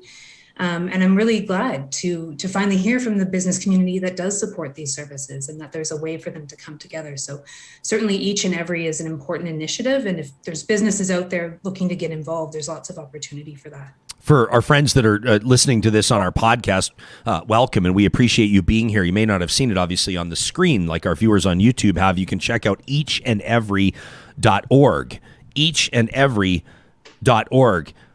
Jennifer, do you have room for debate around, what if we're talking about funding, big picture, like what ratio should go toward supervised consumption, what ratio should go toward, inpatient help, recovery clinics, so-called detox centers? Because I know that, the average person might say, well, what's wrong with funding detox centers, or what's wrong with funding recovery clinics? That sounds to me to be sort of a logical thing to fund, and they may not have a serious problem with it. I'm curious to see do you see an angle on this that might indicate a government looking to assist privatized services? I mean, is that part of what you're focusing on? So we know that every dollar we spend in the community, we save a lot of dollars in the hospital. So my clinical practice background is in the emergency department and the intensive care unit, otherwise referred to as the expensive care unit. And we know that a visit to a supervised consumption service in Alberta can cost $30 to $60. A visit to the emergency department is $1,100 walking in the door, no matter what you're there for. So that when we look at my research in health systems and how do we create systems that work, we want to shift as much care as possible to community-based services. And, if people want to pay for going to like a spa type of retreat, and that's how they want to approach their recovery, I would support their right to do so, but recognize that might not be appropriate for the majority of people. And I think that some of those types of services work if you have a home and a family and quite a bit of stability to go back to when you leave those types of facilities. if you don't have those things in place, which some folks don't, then, they may have what some could say is a measure of success in that type of service.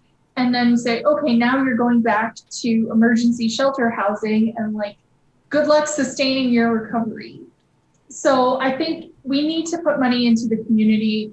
That's been said for decades. Like the Romano report in the early 2000s clearly had a pillar that we need to shift where we provide health services to the community, because we know that if we can keep people out of the hospital, they have better outcomes, we save money, and then there's capacity in the system for when we have things like COVID or when there's, disasters and that type of thing.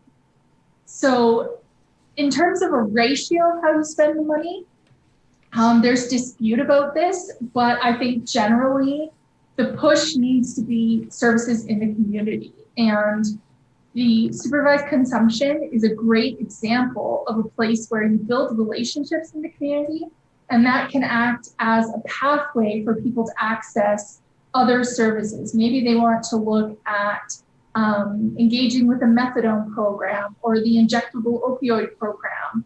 Maybe they do want to consider a residential service or something where you stay overnight for a period of time.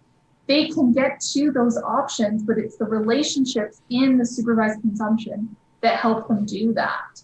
So I would just say any money we can spend in the community and any services we can build in the community, it takes pressure off of our other services. And that's good all the way around. I feel like I want to like ring a cowbell every time that either of you points out, the reality of a community hub or a health hub. And you keep talking about these relationships and these inroads. And Claire, maybe I should have opened with this 40 minutes ago or 30 minutes ago when we started talking. But I mean, you've seen it.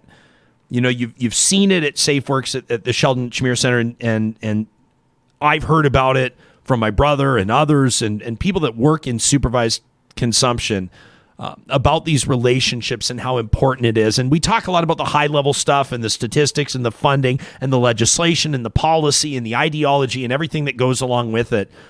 But at a real ground level, at a real community level, can you explain to us how that hub works? And can you maybe talk respecting privacy, obviously, and not using names or anything like that, about maybe an example of, I'm sure right now as I'm asking you, probably somebody's story is coming to mind, a success story, what you would deem to be, in addition to keeping somebody alive, a success story, so to speak, of supervised consumption? It's actually hard to think of just one because there's many. And, folks walk in the door, whether it's supervised consumption. I've also worked at a nonprofit harm reduction based youth service in Vancouver. People walk in the door not knowing what to expect, not knowing if they're going to face the judgment and discrimination that they've faced in other health or social services. And when they're welcomed with open arms, when they're told they're not going to be judged there, when they can be open and honest about their substance use and whatever else is going on in their lives, there is so much potential for so much good. And to create a space that's open and welcoming means that it cannot be riddled with medical protocol. It cannot be a place where the first person you see is a security guard. It cannot be a place that is highly regulated and protocol driven. It has to be human driven in order for any of these successes to happen. And I've seen that play out many times, when someone comes in and they're not sure about accessing the service and you can say, hey, come on in, let's have a chat. The first thing you ask them is their name. You introduce yourself, you build a therapeutic relationship, and you do it in a really trauma-informed way. And my major concern with these new regulations that came out this week is that it further implements protocol and rules. And as Dr. Jackson said, asking people for their care card number, these are barriers to building that relationship. When we look at these services, they need to be community and relationship based. And really person centered. And I'm concerned that these regulations are actually more about giving government control and power than they are actually about improving quality. Because if they were about improving quality, the words trauma informed would be somewhere in that document, and they're not, even though there's a whole section on staff training. There's nothing about being trauma informed. There's nothing about being client or patient centered. And that's what we need to see in these services in order for these relationships to be built and for people to have success. And to me, success is when someone tells us, like, I'm glad to be here.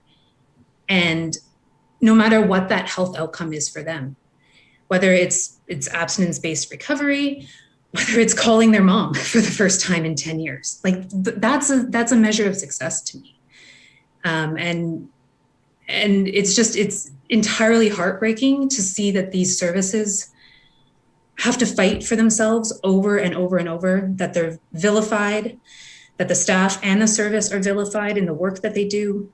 When it's so relational, they invest so much and they work so hard to improve people's lives and improve our communities and improve the wellness that we see throughout our cities and communities across this whole province. Mark's watching live, says, the problems, these issues are going to be worse without supervised consumption. I mean, would you rather have needles at a supervised consumption site or in a park?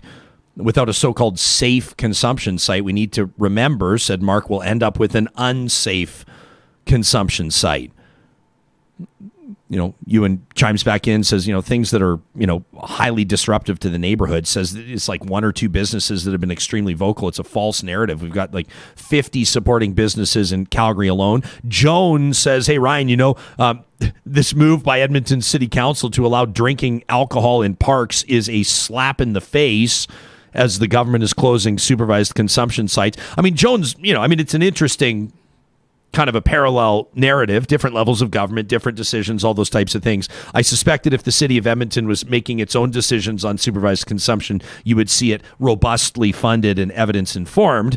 But we don't even need to talk about drinking in parks. I mean, every single bar is a supervised consumption service, right? I mean, Jennifer, the difference, I know some people's heads will explode with the comparison, but I don't see how it's an unfair one. The difference in how we view a bar versus a supervised consumption service where people may use drugs.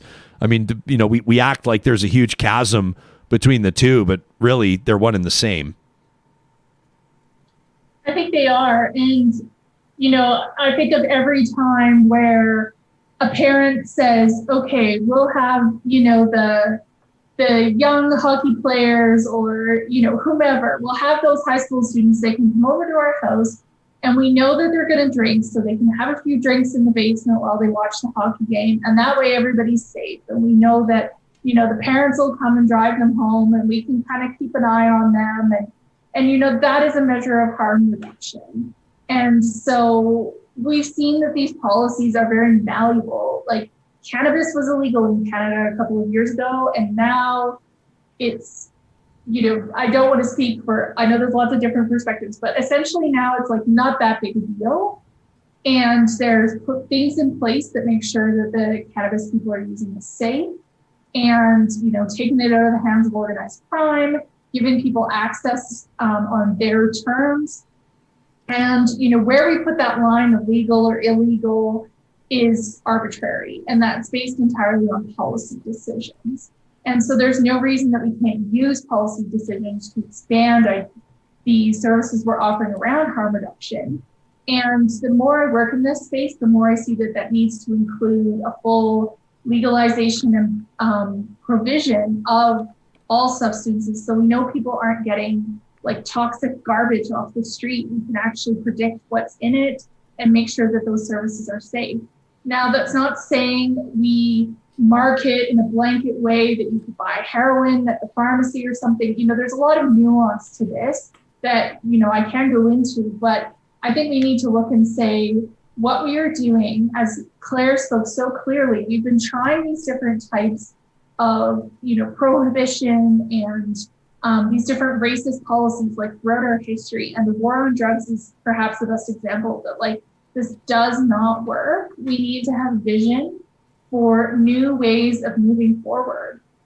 And, I want a community where, even if that's not something that I personally want to use or engage with, that's available, because I care enough about my fellow citizens that I want to make sure those things are in place.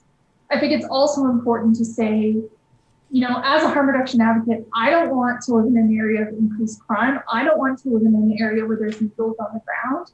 People have a right to have legitimate concerns, but those are areas where we can do research and we can do things that help to make modifications and improvements that are actually based on evidence.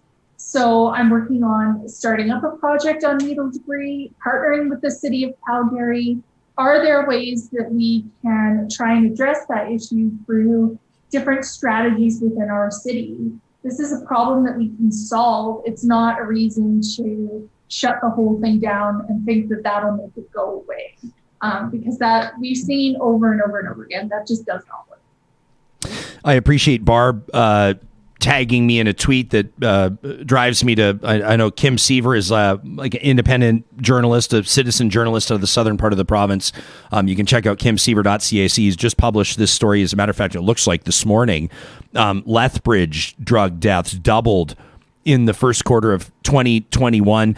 This, of course, significant, number one, because these are human beings that we're talking about, but number two, because in Lethbridge, I think most people that pay attention to politics in Alberta will remember that Arches, which was the agency there, operating the supervised consumption service down in the southern part of the province, a very busy one, by the way, was Arches, closed down after there were allegations of financial mismanagement. I know there's a lot of different opinions around that. That's one of the sites that have closed. Lethbridge saw 16 substance-related deaths during the first 3 months of this year. That's up from 8 during the same period the year before. I'll also point out that in Edmonton, the Boyle Street supervised consumption site is to remain closed.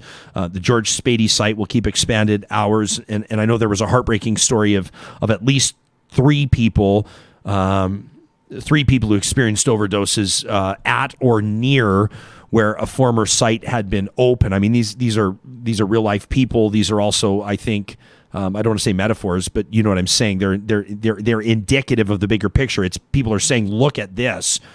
A plus B equals C. This, then this.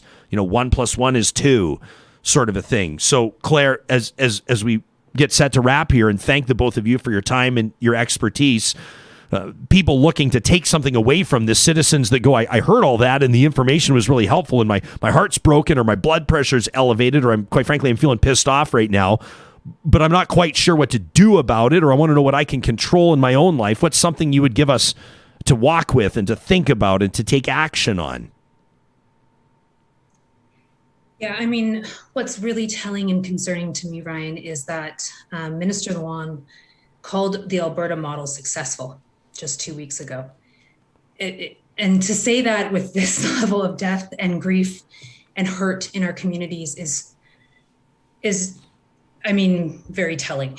And so what I would implore people to do is to call on government for a coordinated, collaborative, multi-sector response to this, the way we've seen with COVID. We have an equal crisis and a syndemic on our hands. Both of these crises really coming together to make things really horrific. And we need a response. Where is public health? Where are the press releases? Where are the news newscasts? Where are the public health measures? Where are the standing committees? Where are the task force? We have not seen a response. And so I would ask your viewers and listeners to call on their government for that response, to call on public health. And in the meantime, carry an naloxone kit. Go to your pharmacy. They're available for free. You don't have to provide a PHN for a naloxone kit, but you might for a supervised consumption service. Get a kit, know how to use it, carry it on your person. This crisis is not going away anytime soon. And in the absence of a government that cares about its citizens, we need to care for one another. I want to point out, I was encouraged by somebody that reached out. I tweeted something about this over the past couple of days, and this gal reached out and said, you know what I'm going to do? She said, I'm going to go to my pharmacy. One thing I can do, she said, I'm going to go to my pharmacy and buy a naloxone kit. And I was thrilled to tell her that you don't have to shell out for them at all, that they are free. I know because I have one. The nurse, as they are obligated to do, which makes perfect sense, as they hand them out to you, they'll give you a quick primer on how to use it. Should heaven forbid you have to. And it was really neat to hear how some people have, cleared space in their purses or their attaché cases, or I know there are some weather sensitivities. I tweeted this and learned a lesson earlier. Middle of the winter in Edmonton, you don't want to keep your naloxone kit in your glove box, but at least during the summer, at least to get started, at least to get in the, do I use the word habit of carrying one with you? It could save a life. I know that there are businesses that have one. I talked to one friend that works at a downtown business in Edmonton. They proudly have a naloxone on-site sticker on the front window of the business. It's almost like, maybe it's a weird comparison, maybe not. I think of those Block Parent stickers from back in the day. It's a sticker that's up in your window saying, I value your life and your safety, complete stranger, and I'm here for you if and when you need me. So Claire's laid this out with regards to government and with regards to what the public can demand. And Jennifer, a hot potato for you as we wrap.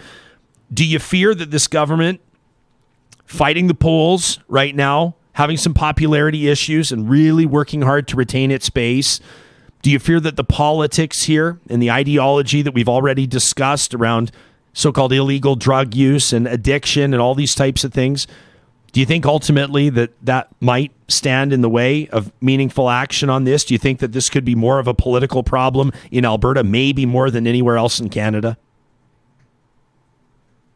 Well, it could be, but it could also not be, because we've seen that this government responds to political pressure.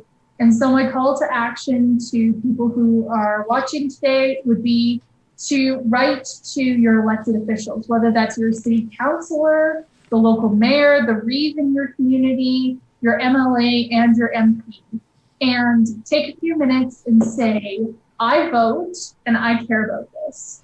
And that type of pressure works. We know that makes a difference. You can also, I think it's incumbent on all of us to look within. Are you using language like addicts, crackheads, that type of thing? We need to change that language and reflect on our own biases. We can say people who use drugs in a way that's not as stigmatizing as, labeling someone a crack addict. That totally takes away their humanity. And so we can take political action by engaging with our policy leaders. We can reflect on maybe some work we need to do ourselves about our attitudes and approaches to these issues. If you're a business owner, contact each and every. If this is something you're supportive of, get in touch with them and see if this is something that maybe you want to lend some more formal support. And otherwise, I know there's lots of issues that people have expressed concern about, whether it's the curriculum, whether it's coal mining. We've seen a huge groundswell of support, and I would encourage people, you've gotten some practice at political action with those activities, and to just keep it going, because when we think of democracy, government of the people, and I think that every politician worth their salt knows that their constituents and their voters are the ones that they need to answer to. That's Dr. Jennifer Jackson, Claire O'Gorman as well. Look forward to convening with the two of you when we're through all of this pandemic and having you in studio and furthering the conversations about this, and thanking you both in person for your advocacy. Thanks for spending a portion of your morning with us today. It's an important conversation, and I can tell it's resonating with our audience. I'm looking forward to this podcast going out this afternoon. Thanks again. Thank you. And remember, you can follow these two on Twitter. I encourage you to do so. I feel like I learn something new every single day. Dr. Jackson, of course, making her return here to the show, and that was Claire's debut. I appreciate those of you that are tagging us on Twitter, of course, using the hashtag RealTalk. RJ Maria is watching this morning, and she says, Ryan, here's all you need to know about the drug crisis, the opioid crisis in Edmonton, and directs me toward this tweet from a family doctor who tweets at TREXMD 780, the area code up here in Edmonton, one of them anyway. TREXMD 780 says, I spent my weekend trying to treat some of the most complex opioid withdrawals I've ever seen. And I was so terrified that if they left, they would die. The drugs are so dangerous out there. We need help. This is out of control. The doctor goes on to tag Associate Minister Jason Luan, Health Minister Tyler Shandro, the Premier, Opposition MLA David Shepard, Opposition Leader Rachel Notley, MLA Lori Sigurdsson, MLA Janice Irwin, the Chief Medical Officer of Health, right, Dr. Dina Hinshaw, the Government of Alberta's official Twitter health account. The doctor goes on to say, I don't even know, honestly, this is just an hour ago, I don't know what tagging ministers and critics will do, but I spent 72 hours scrambling my brain this weekend, and this is all I could come up with, a desperate plea on Twitter. If we don't start to work together on the opioid crisis now, we are lost. This is a nonpartisan issue. In case you missed it, says the doctor, there were calls for 55 overdoses in 2 days. 55. This is why faces haunt me when they leave against my medical advice, because that is what they are walking out into the community to face. Right? I mean, there's bigger conversations too. I mean, I've spoken with Kyle before, my brother, Kyle Jesperson. You can search our archive, whether you're listening on the podcast, whether you're finding us on YouTube, you'll be able to find that interview. Kyle talks about, I mean, there are even services, part of what a supervised consumption site will offer, even testing drugs. Right, to tell if there's, these fentanyl overdoses, and it's really when you talk to the experts and like the chemists and those that can explain fentanyl and the power and carfentanil and everything that people are dealing with here, and you come to understand why this is so dangerous. Back in the days of when we were talking about, Pablo Escobar and the cocaine coming in from Colombia and other South and Central American countries and coming up through the States or whatever the case may be, and these massive shipments intercepted, right? And we're familiar with the shots of those police officers or the border control officers, the customs officers standing, and they've seized like a pallet of these bricks of blow, right? Just a pallet, hundreds of pounds. This fentanyl in some circumstances, in many circumstances, coming in from China and other countries. I remember one expert describing to me in an interview that a pencil case sized amount of carfentanil has the power to kill 1 million people. A pencil case size. It's much easier to smuggle in. It's much more difficult to intercept. So the whole Nancy Reagan idea of like just say no to drugs or dare to say no to drugs, it's not working. It's never worked. America's been losing the war on drugs for years. Canada has an undeniable opioid crisis. It's the other health epidemic. So of course you don't have to stretch too far. You don't have to work too hard to make the argument that things like testing drug supply makes sense. It's a negligible cost. It's a public health service. As you continue to first of all work to keep people alive and also to create those relationships at these community hubs, these supervised consumption services. Now, Kyle told me that, the power of addiction is so strong that in some circumstances, people would be informed that the drugs that they had procured, the drugs that they possessed, that they had with them, that they were bringing in, would be contaminated, would have a dangerous amount of fentanyl or carfentanil in them. And I said, so what would happen in those circumstances? And he would say, people would still use. The power here is immense and enormous. But they're going to use either way. So it's either going to be in a doorway or behind a dumpster with zero dignity, with zero safety, or at a supervised consumption service, which seems to me to be the approach that a decent, empathetic, reputable jurisdiction might have. You can let me know what you think about this. I understand for a lot of people the issue is black and white. I understand for some people there's a lot of nuance. I think the conversation, and it's why we hone in on that in these discussions like the one we just had around harm reduction and what that looks like, the role that counseling or detox opportunities or inpatient recovery should play. I think these are important stories, and oftentimes we know that the anecdotes that we receive can be very powerful. People's firsthand stories, like that audience member that was talking about her husband, the father to her 3 children, that is experiencing such hardship down in Calgary, an opioid addiction and experiencing homelessness. These are powerful stories, and you can send them in to talk@ryanjesperson.com. We always want to know how you feel and what you're making of the stories and the conversations that you're hearing here on the show. Shay, with an interesting point, says it's time to compete with the illegal market from a business perspective. Recommending, I haven't heard of this book, Chasing the Scream by Johan Hari. Jake says I'd recommend reading Drugs Without the Hot Air by David Nutt. NUTT says I learned so much from that book. It was updated in 2020.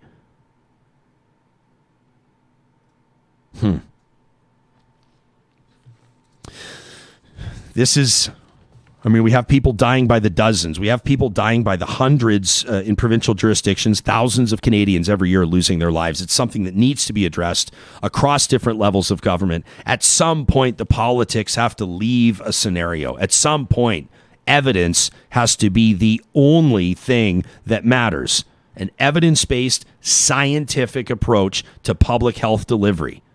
How can you argue with that? Power Ed by Athabasca University offers short, online, and on-demand professional development courses and certificates, and that includes a course on allyship and inclusion. This is something that we're going to be focusing on a little later this month in the context of our ongoing coverage of Pride Month. You can also develop certification in areas like leadership, digital wellness, project management, artificial intelligence and machine learning. What about digital transformation? Prepare yourself to compete in a new and exciting job market by taking the on-demand learning opportunities that Power Ed provides, assisting organizations as well, by the way, to develop and deploy their own digital learning strategies. You can learn more at powered.ca. It's Power Ed by Athabasca University. How many of you got out into the great outdoors this weekend? We want to remind you that our friends at Campers Village have the best gear for right here. They've got a ton of amazing, useful outdoor gear, including backcountry camping, like expedition packs and ultralight tents. What about front country camping? My friends call it car camping. They've got rooftop tents, family tents, heated camp chairs. What? Outdoor showers, even outdoor toilets. Plus, if the cabin, lake, or even the backyard is your destination, they've got propane fire bowls, outdoor furniture, kayaks, canoes, paddles, and more. You'll find it all at Campers Village. 2 stores in Edmonton, 1 store in Calgary, and online at campers-village.com. Campers-village.com. A big hearty welcome aboard to the Real Talk Builders team, to our friends at Campers Village. Heated chair? Heated chair. I know, that was the one where I went. Heated chair? I mean, I've been heating my chair for years, but that's just sitting too close to the fire. Yeah, that's how I heat my chair. Have you seen those amazing chairs that are like basically like a recliner? They're like are really like, they even have like they're big and puffy. But they still break down into like camp chair qualification? Oh yeah. I was coveting those a couple weekends ago when I was out at a campsite. It's always a delicate, it's like you got to find that delicate balance. It depends on who you're camping with and the type of gear that you bring. You know what I mean? Because I think if I brought a heated camp chair out with the guys that I camp with, I don't know that I'd get away with it. I don't know. Scoffed at? I don't know that I'd hear the end of it. Well, I don't know what would happen. They'd all want one. Camp chairs are a very it's a very like people there's a spectrum of how people believe on camp chairs.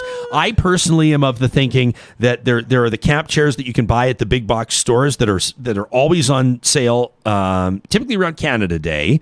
See, what I'm doing here is I'm teeing up an opportunity for us to revisit our unofficial, unscientific Twitter poll in just a second here, everybody. But typically on leading up to Canada Day, you'll see these they're pretty lousy quality, but these camp chairs that are like $7 or $9, and that is my bag. That's my thing. I think I've broken many of those. Right? But when you break it, how much do you care? That's fair. $7 worth. right? Like, it's a pint. In my mind, everything is just gauged in how many pints. And look at me. And hey, to be serious for a quick second, joking about alcohol 3 minutes after a conversation about opioid use, nobody's going to judge me about the alcohol comment, right? Nobody's going to judge me about that. I digress. $7 for the camp chair, $9 for the camp chair. It breaks. Who cares? It gets burns in it from sparks or whatever else. Who really cares? Right? But then you have the folks that spend like, I've got a buddy that his camp chair is like, it's like a 2-seater. It's almost like a love seat with like a pull-up cooler in the middle. And you've got the footrests like you're describing, the extra padding. Now the heater. I don't think these are $7. I guess are you trying to keep up with the Joneses, or who are the Joneses and what are the Joneses doing? Or you just don't want to be cold. Well, then build a fire. What are you doing? You know what I mean? Well, I'm not going to judge you. That is my whole point. Is like, why would you buy a chair explicitly for the purpose of sitting next to a fire and then insist that it's heated? Yeah, That makes no sense. Has that ever really been have you ever really been sitting around a campfire and being like, everything's great, but my ass is freezing? Well, obviously you're not one of those people that's always cold. That may be fair. Because, hello. Get a blanket. No, but it's, the front of you is all warm. The back, not so much. This is actually really a serious problem that you have when you're camping? This has been I am always cold. Okay, really? Are you okay? Except for when you're in here. Yeah, except for when I'm in here, I'm sweating buckets. We should start telling people. We should start letting our real talkers aware of our studio dynamic. I'm not sure if they are. I'm not sure if they're aware. We won't waste too much time, but maybe every day we could give a bit of an update on what our studio temperature is, because we do have a device here in studio that I look at that tells me the time. The weather report. It's called a clock, but what it has on it is it has a thermometer, and we are currently at 27.5 degrees Celsius in the Real Talk studio. Oh, it's chilly in here and today. it's actually a little chilly in here. What was it, Thursday or Friday of last week, Sam, when I congratulated... It was like 31 or 32. We went record. We went over 30 and we set a new record. One of the great things is we're sort of embracing summer here in the Real Talk studio because it's typically 5 to 8 degrees hotter in the studio than it is outside.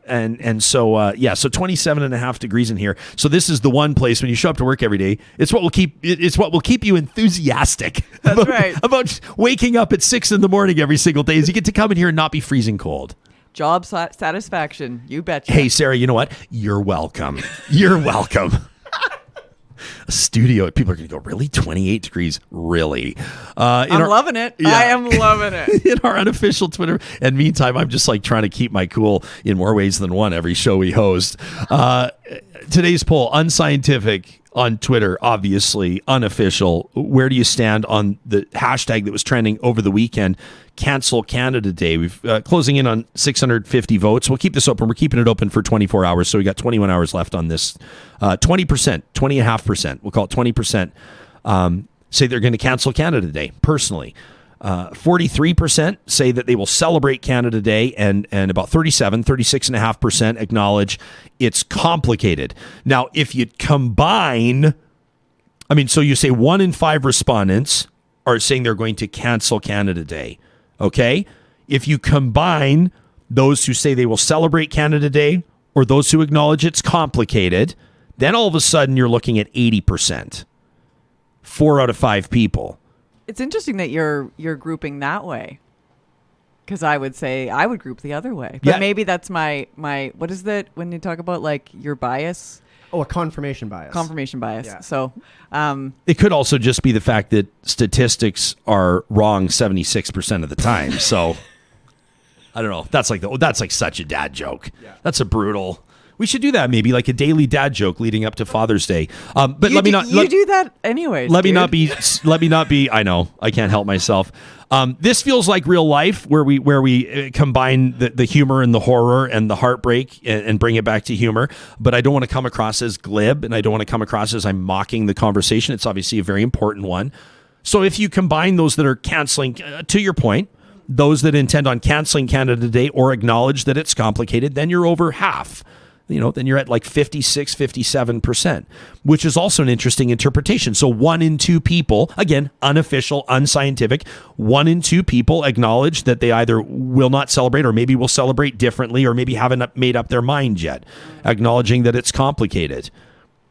Me personally, to me, my Canada includes, and I never had the bumper sticker, but you remember back in the day, My Canada includes Quebec, and this would be how Westerners would, I think, just try to kick the hornet's nest in their neighborhoods as they came back home from work. My Canada includes Quebec, but you'd oftentimes see the bumper stickers more, I think, on vehicles with Eastern plates, but that's something that the young generation may not resonate with. I mean, are people thinking back, or kids thinking back to, like, when you look back on recent Canadian history, things like, the FLQ crisis, or Meech Lake or Charlottetown, or all, like, and I'm not drawing these all together, but I mean, these are things that were formative, that depending on your age, these were either big deals, or you may have no idea what people are talking about, but talking about Canada and people's complicated relationships with Canada, and conversations around sovereignty and Quebec and Alberta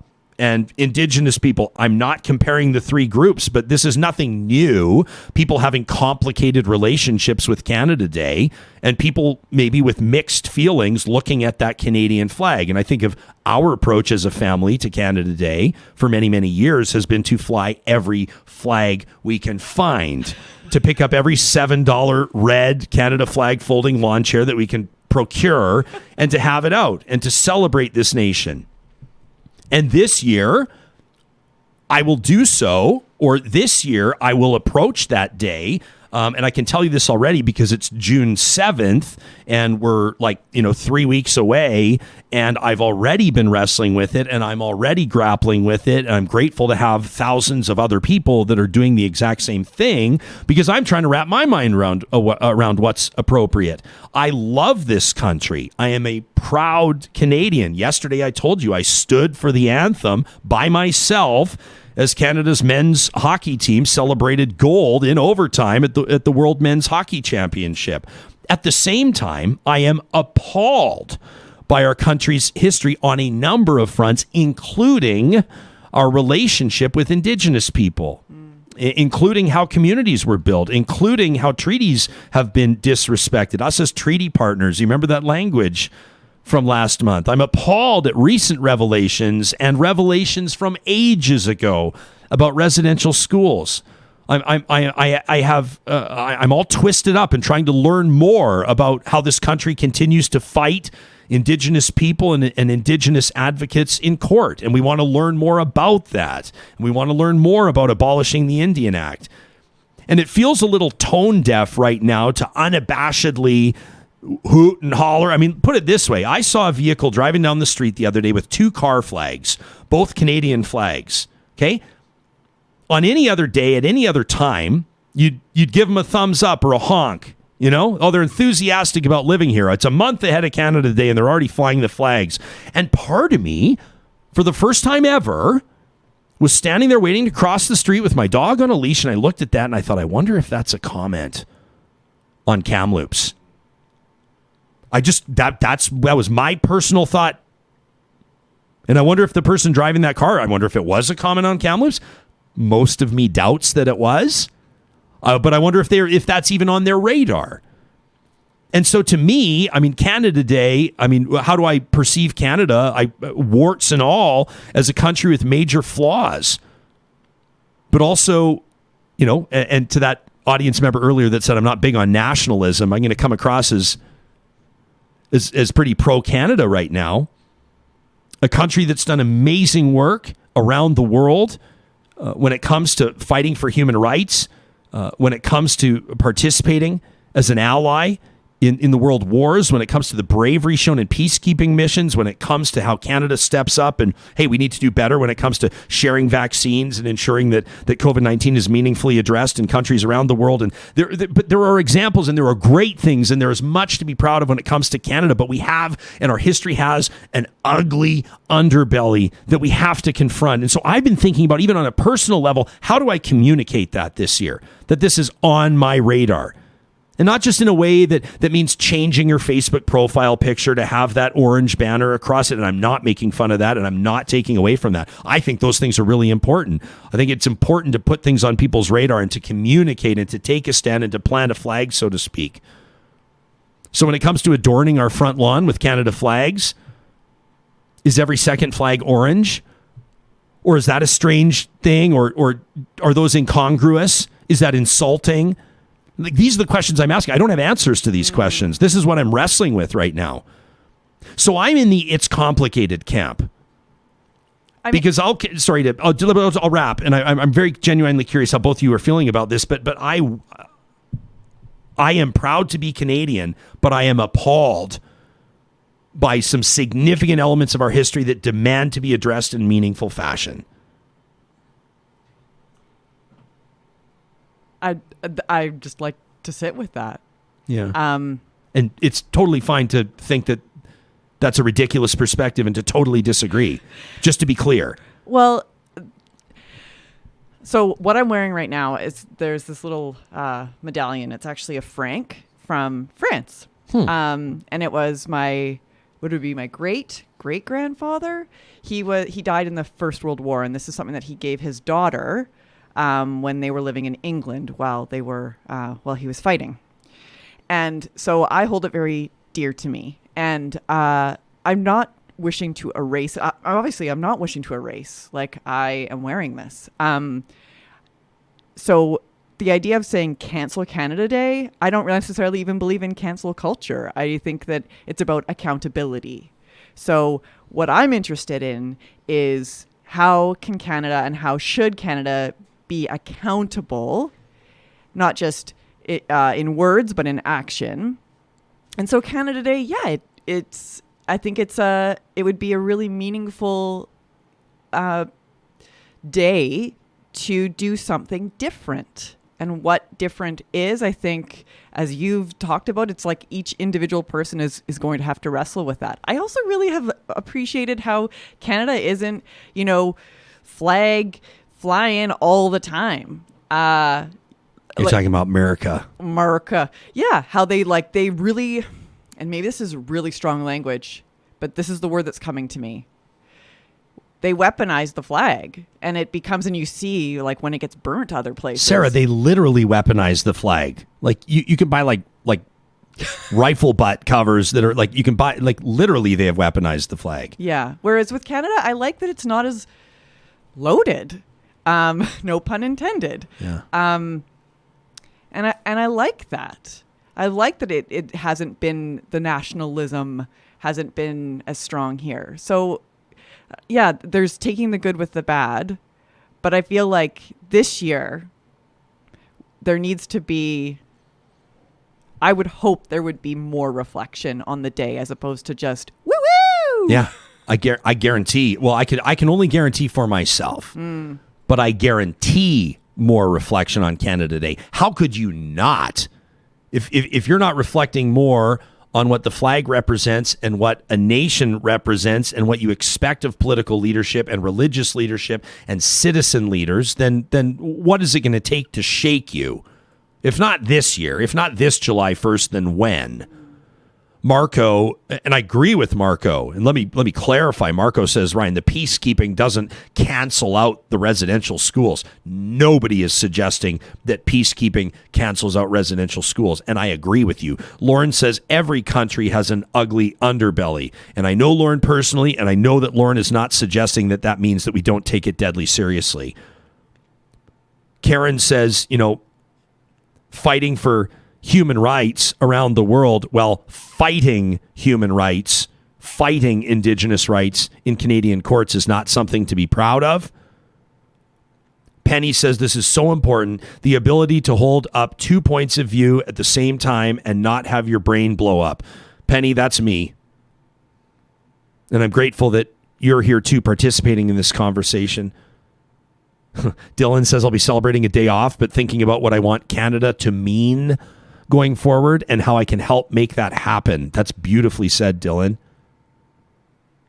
Heavy D, meantime, calls me to the carpet and says, hey, I'm not so sure how shiny our peacekeeping and foreign aid efforts are. I mean, how much do we tie them up, or how much do we tie them to access to markets in those same countries and our political influence? I know a lot of people are talking about right now Canada selling arms to Colombia. How about Canada selling arms to Saudi Arabia? Two Beaver says Canada Day was originally known as Dominion Day, exercising their dominance. I would almost guarantee, I can't guarantee, but I would almost guarantee that Alberta's premier will tweet about Dominion Day on July 1st. He did last July 1st. Mike says, I've had similar thoughts when seeing somebody with just an Alberta provincial flag on their lawn or truck. And both of my colleagues here, both of our producers are nodding like you guys are going to give yourselves a concussion if you nod any more enthusiastically. So I'm very proud to be from Alberta, and oftentimes I'm also very embarrassed to be from Alberta, but I will not be chased from Alberta. And I will proudly continue to do my best and to do my part, like everybody probably that's participating in this show and everybody that's working on this show, to remind people that not everybody in Alberta is a prick. And I do have an Alberta flag that flies at our home. And I will never take that down, and I'm very proud to have that Alberta flag up. But I know exactly what you're talking about, Mike.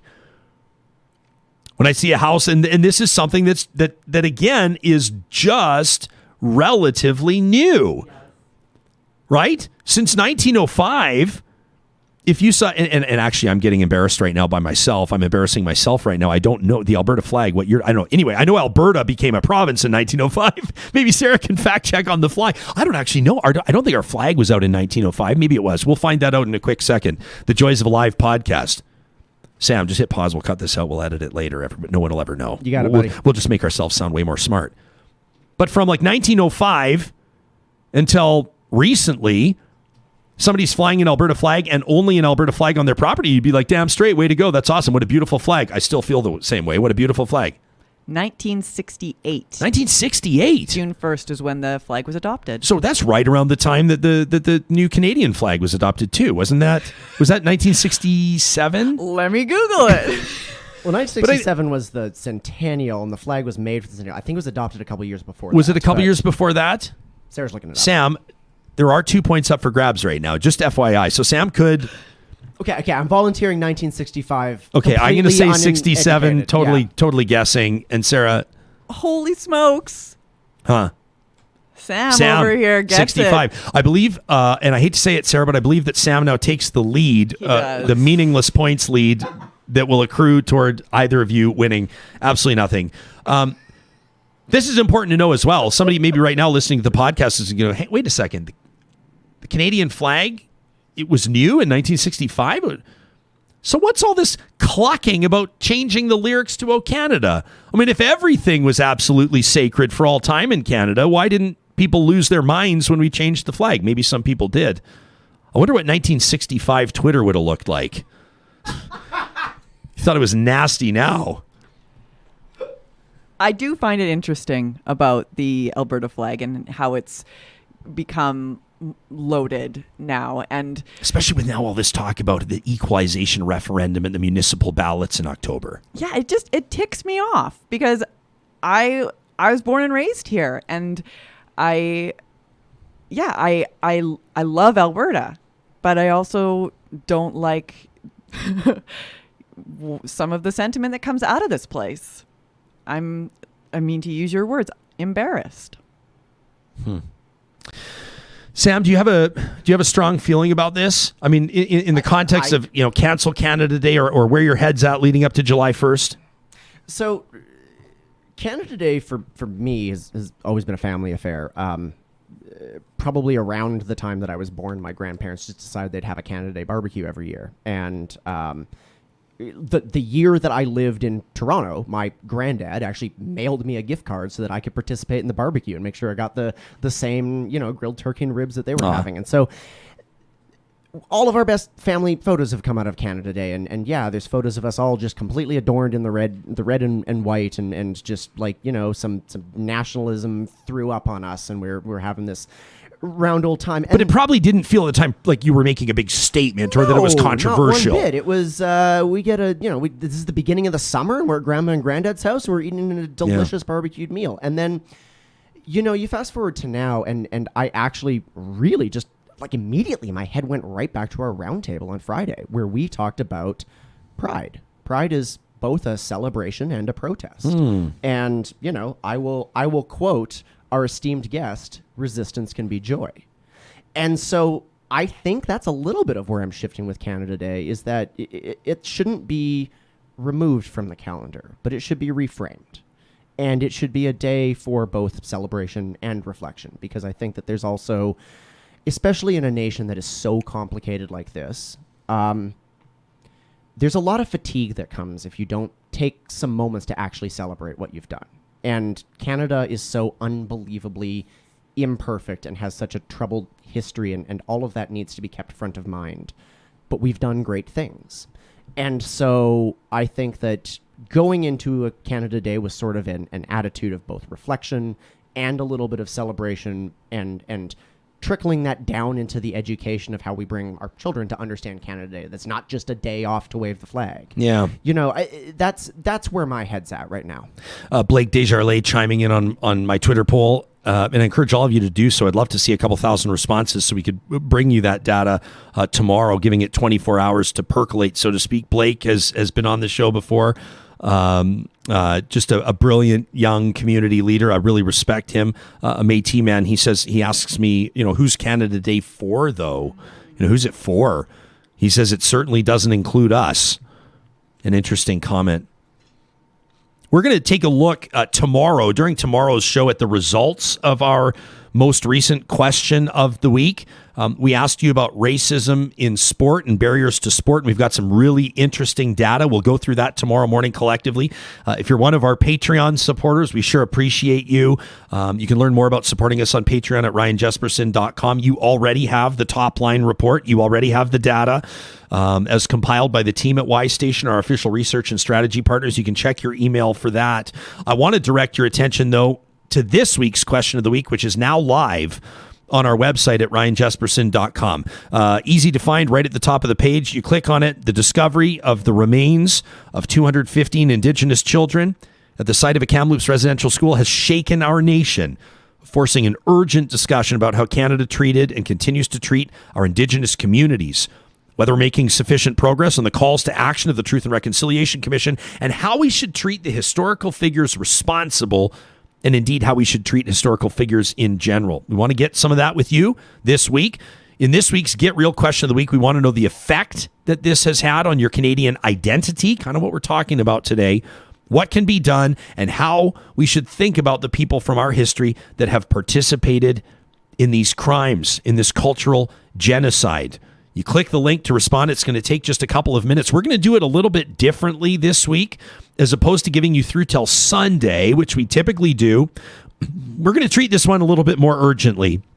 And so on Friday morning, we will be reviewing the results of this data. We've asked the team at Y Station, and they've agreed. We appreciate their commitment to fast track this report. So we'll be cutting off the comments, and we'll be cutting off this question of the week Thursday afternoon. I'm giving you plenty of time to check in, ryanjesperson.com. Again, the question of the week. We always like to see over 1,000 respondents, and so we'll ask you to do that maybe right now, maybe by the end of today. We'd love to see a strong response earlier in the week. Sarah, it includes, as a spoiler alert, it includes a question on cancel culture. And Canadians have been talking about cancel culture again. The conversation has risen again after Alberta's Premier Jason Kenney was asked about schools, including Langevin schools named Bishop Grandin that are carrying that name in schools across the province. And of course, statues of historical figures like Sir John A. Macdonald, our first Prime Minister, quite likely the most notable architect of Canada's residential schools, and whether or not he's being canceled. Now, Jason Kenney raised some eyebrows. Some political analysts I've seen have said that it's actually an astute play on his part, considering who he's looking to gain or keep support from, invoking the idea of cancel culture and this call to cancel these great historical figures. Jason Kenney says, without Sir John A. Macdonald, there is no Canada. You're shaking your head. We certainly saw an interesting situation with a statue being toppled this weekend. Yeah, just last night in Toronto, the Ryerson at Ryerson University. So there have been calls for a number of years to get that university changed, the name changed. And then it's last night there was a rally outside of there and the statue was torn down. Here's some video of it happening. As you can see, the statue had been defaced. And with a tug from a vehicle, down it comes. Has there been any word? I mean, we've been live for the last couple of hours. I've not been paying attention to it. I don't know if you have, but has there been a response? The school says they will not be replacing it. Okay. I have not heard about if there's a name change. The thing that I think about is like I applied to go to Ryerson for a journalism degree, and I decided to go over to King's College over in Halifax for journalism, but just thinking of all the degrees that are out there, if they were to change the name, like, I mean, that's not a big deal.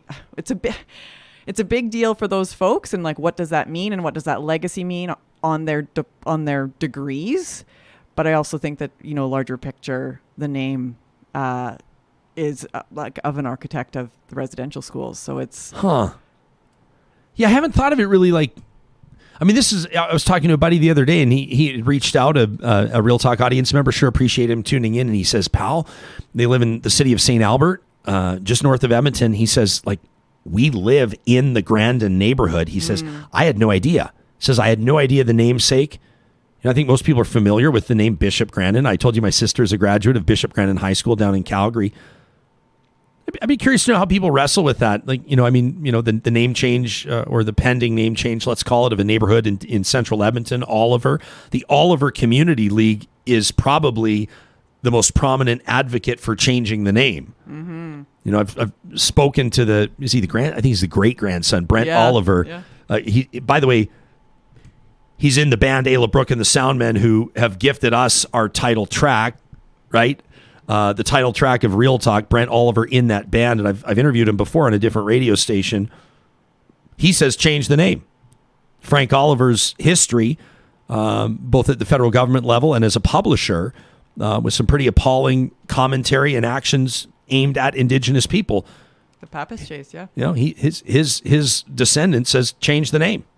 Brent Oliver says change the name. I'd be curious to know if that resonates with people that are a graduate of a school. I mean, like, I didn't even think of the angle when you say, a graduate of, Ryerson is seen as the journalism. No offense to Kings. How dare you? And, if it makes you feel any better, my alma mater is not even in the top 50. So, and they've still not invited. I don't have a J and school they've degree. still not invited me to speak there. I don't really know what's going on with that. But to your point, I didn't realize Ryerson to me is just like, it's the pinnacle. Like it's and Carleton, Ryerson, and Kings are kind of like the big three.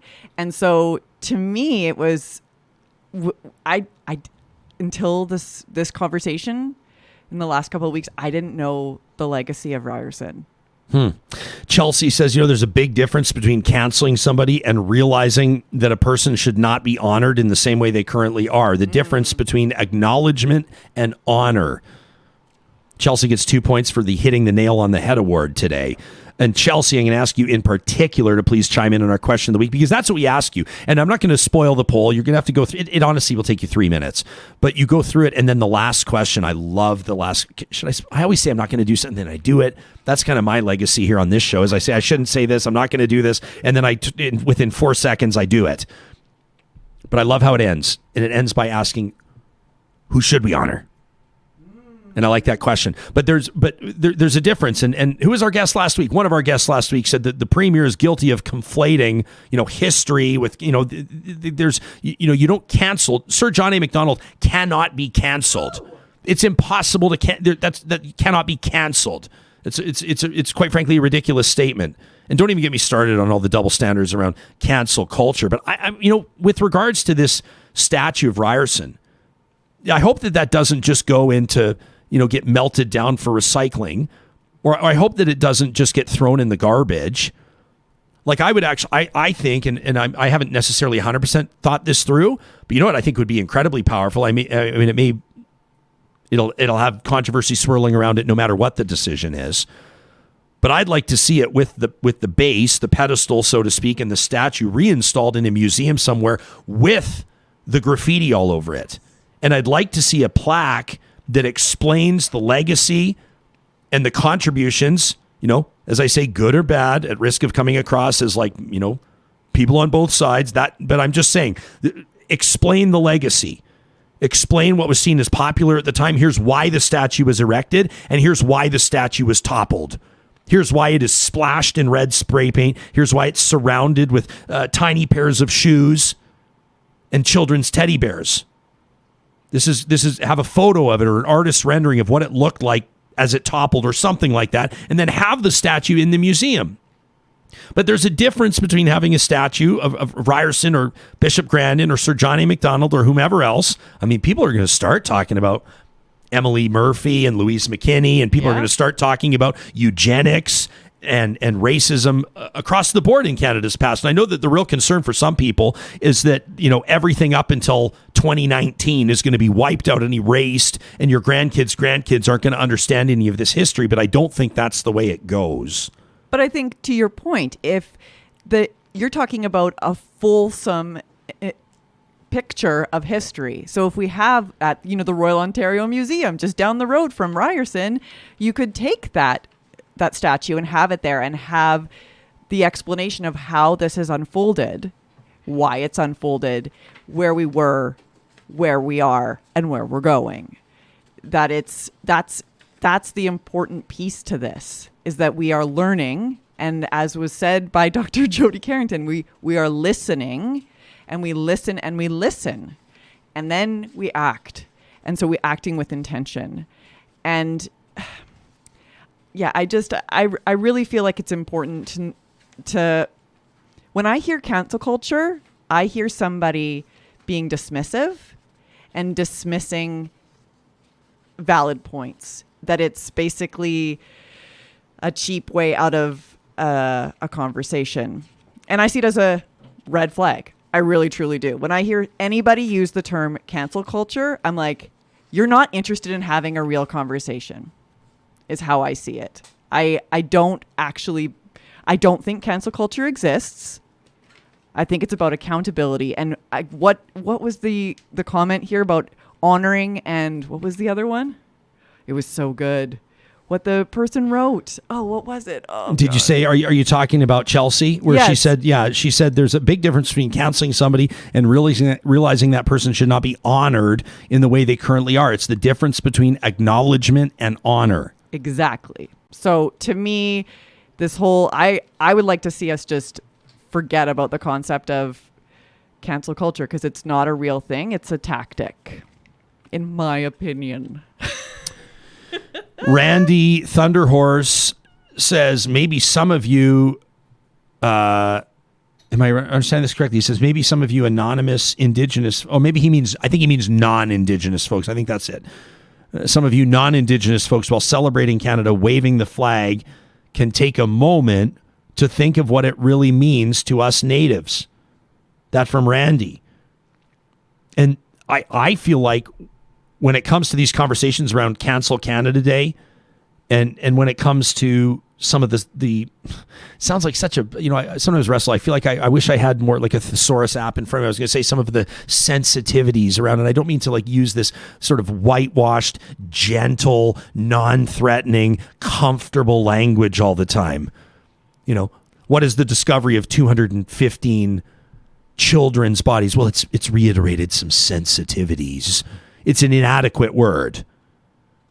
But I think the spirit of what I'm saying, the reason why so many people are going to wrestle and grapple with Canada Day this year, which is a good thing, is exactly what Randy's talking about.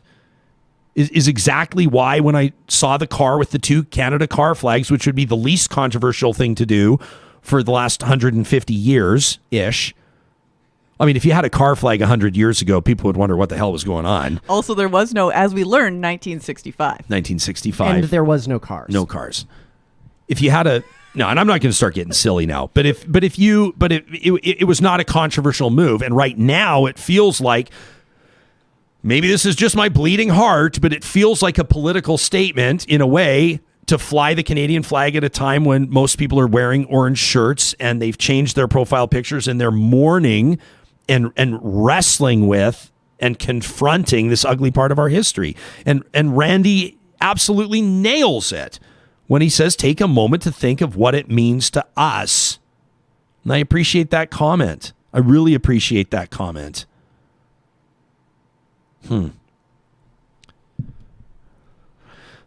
I just saw something from Terry that I'll just say something gets past us. Something sneak past our editing team. And Terry says something like about our wording of our question of the week. Let me go back to it. I'm not afraid to have this conversation. What's she talking about? It's forced an urgent discussion about how Canada treated and continues to treat our Indigenous communities. And Terry takes issue with the word our, which is fair criticism. Last thing I'm going to do is push back on stuff like that. That is the whole point of this, is these conversations. That's the whole point. These learning exercises. I know that's why you're all here, and I so appreciate it.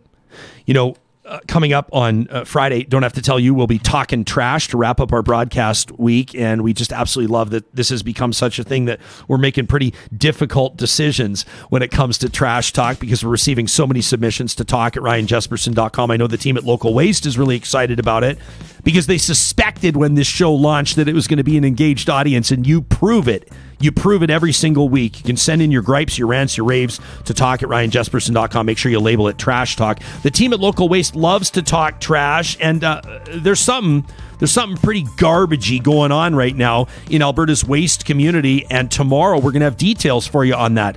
As a matter of fact, there's a company, I got to be careful the words I use. In some people's opinion, this company is trying to scam business owners. And we're going to have that for you. Details tomorrow. It's on our radar thanks to the team at Local Waste. You can find Mikkel, Lauren, and Chris, their team, all the details at localwaste.ca, or you just check out the sponsors tab at ryanjesperson.com. That's also where you'll find the team at Kuby Energy. They are Tesla certified. Their team of installers, certified electricians, and electrical apprentices hard at work right now across Western Canada, out of their 2 offices in Kamloops and Edmonton, putting in solar. I mean, this is sustainable energy plans for small residential applications all the way up to big industrial applications. And then there's that beautiful one at the Edmonton Convention Center. If you want to see more on that, just Google Solar Edmonton Convention Center. That's Kuby that did that. You can find more about them online at kubyenergy.ca. Every week, our first show of the week, our friends at Kuby Energy get us started off on the right foot for the next 7 days or so. It's a positive feature we like to call Positive Reflections. Now, of course, these are also submissions that we receive. I mean, some of you send these to us on Twitter or Instagram using the hashtag RealTalkRJ. You email them in to us as well. Why don't we start, Sam, with that video from Manit? I absolutely love this one from Manit that said, this is a video that's going to get, I said, this was really moving for me, and I think the audience might love it. You know, you had Gurdeep on the other day dancing the Bhangra. She says, check this out. This is a CBC documentary. You can find it on CBC Gem called Beyond the Bhangra. And look at this. It's a collaboration, if you will. Let's call it a cultural collaboration. We always talk about seeking to understand. I love this. Look at this. Indigenous dancers, Bhangra dancers coming together to understand the different cultural art forms. Manit said, based on recent conversations right here on Real Talk, I thought that your audience might find some positivity in this. Manit says, I know I sure did, and I'm so grateful that you shared. That videography, that cinematography is absolutely outstanding. Sam, can we hear it full sound for a second?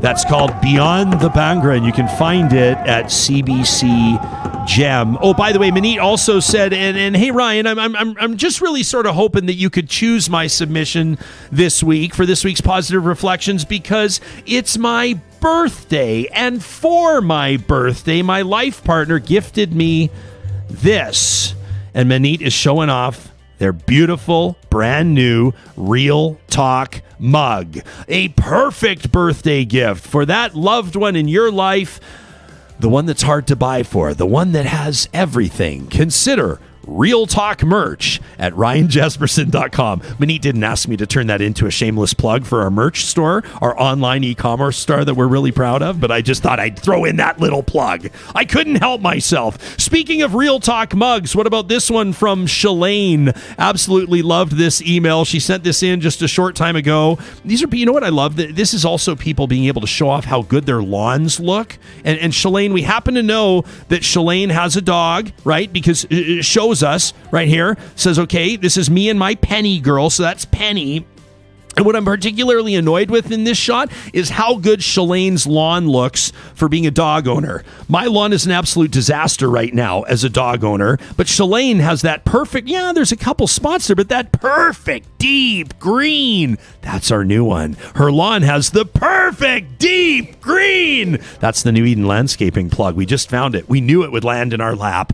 Shalane says, I'm just sitting here watching the sun break through the clouds. She says, that was my beautiful Saturday morning. My husband's at his 8 a.m. tea time and the kids are still asleep. Shalane is finding her peace. She says, we're watching Real Talk segments, rewatching, she says, enjoying coffee and Bailey's from my Real Talk mug. She says, it dawned on me that this is a positive reflection moment. I wanted to share it with you all. Thanks, she says, for giving us the best content, the best conversations, and helping me learn and grow every day. That from Shalane. Absolutely beautiful.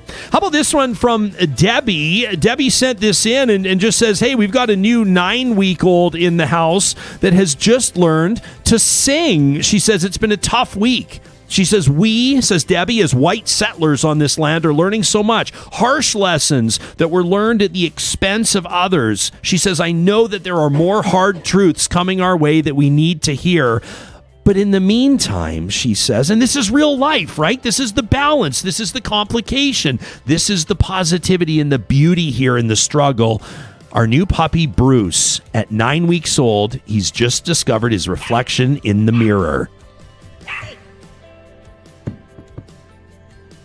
For those of you that are listening to the podcast, I know I should know what type of dog this is. What do you think, Hoyles? What do you think, Sam? Is it a terrier of some sort? It's a... What did you say? Oh, I said it looks very terrier-esque. Yeah, it looks terrier-esque. Like a beautiful white little guy. I think isn't it a Yorkie? Is it a Yorkie? My one of those beautiful little white ones. My small ears. dog knowledge is like not where it needs to be. It's not exactly where it needs to be. I'm looking here. I'm looking on the live chat because I know that somebody's going to get the information to us right away. But there you have it. Absolutely beautiful. Debbie, thanks for sharing. And Bruce, welcome to Planet Earth. And this one in closing, love this from Elastigirl. Elastigirl sent us this tweet and said it was an honor over the weekend to be invited to the Solidarity Run. Solidarity Run. I'm tripping over Solidarity. The Solidarity Run for Tecumloops to Secwepemc. I can say that, but I can't say solidarity.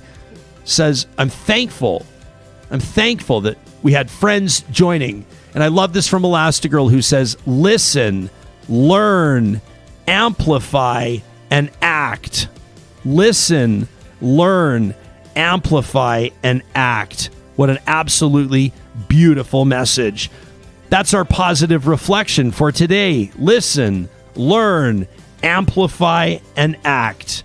You can send in your positive reflections to talk@ryanjesperson.com. Coming up on tomorrow's show and later this week, you are not going to want to miss. What is wrong with me right now? You know what's wrong? It's because it's after 11 o'clock, and my brain only ever signs up to do this for 2.5 hours, and I'm really struggling, but I hope it's fun for all of you to see. Julie S. Lalonde joins us tomorrow. Going to be an amazing conversation. The Green Party leader, Annamie Paul, she's new in the role, relatively speaking. We'll understand what the next federal election looks like for their party and what her stamp will look like when it comes to the Green Party. Rabbi Jill Jacobs brings us back to another important story. Violence in the Middle East. Is a two-state solution the answer or something else? The rabbi joins us on Wednesday, and on Friday, our roundtable around rural resentment and then a conversation about the energy economy. That's all coming up in the days to come. In the meantime, we thank you in advance for taking our question of the week at ryanjesperson.com. We'll talk to you soon.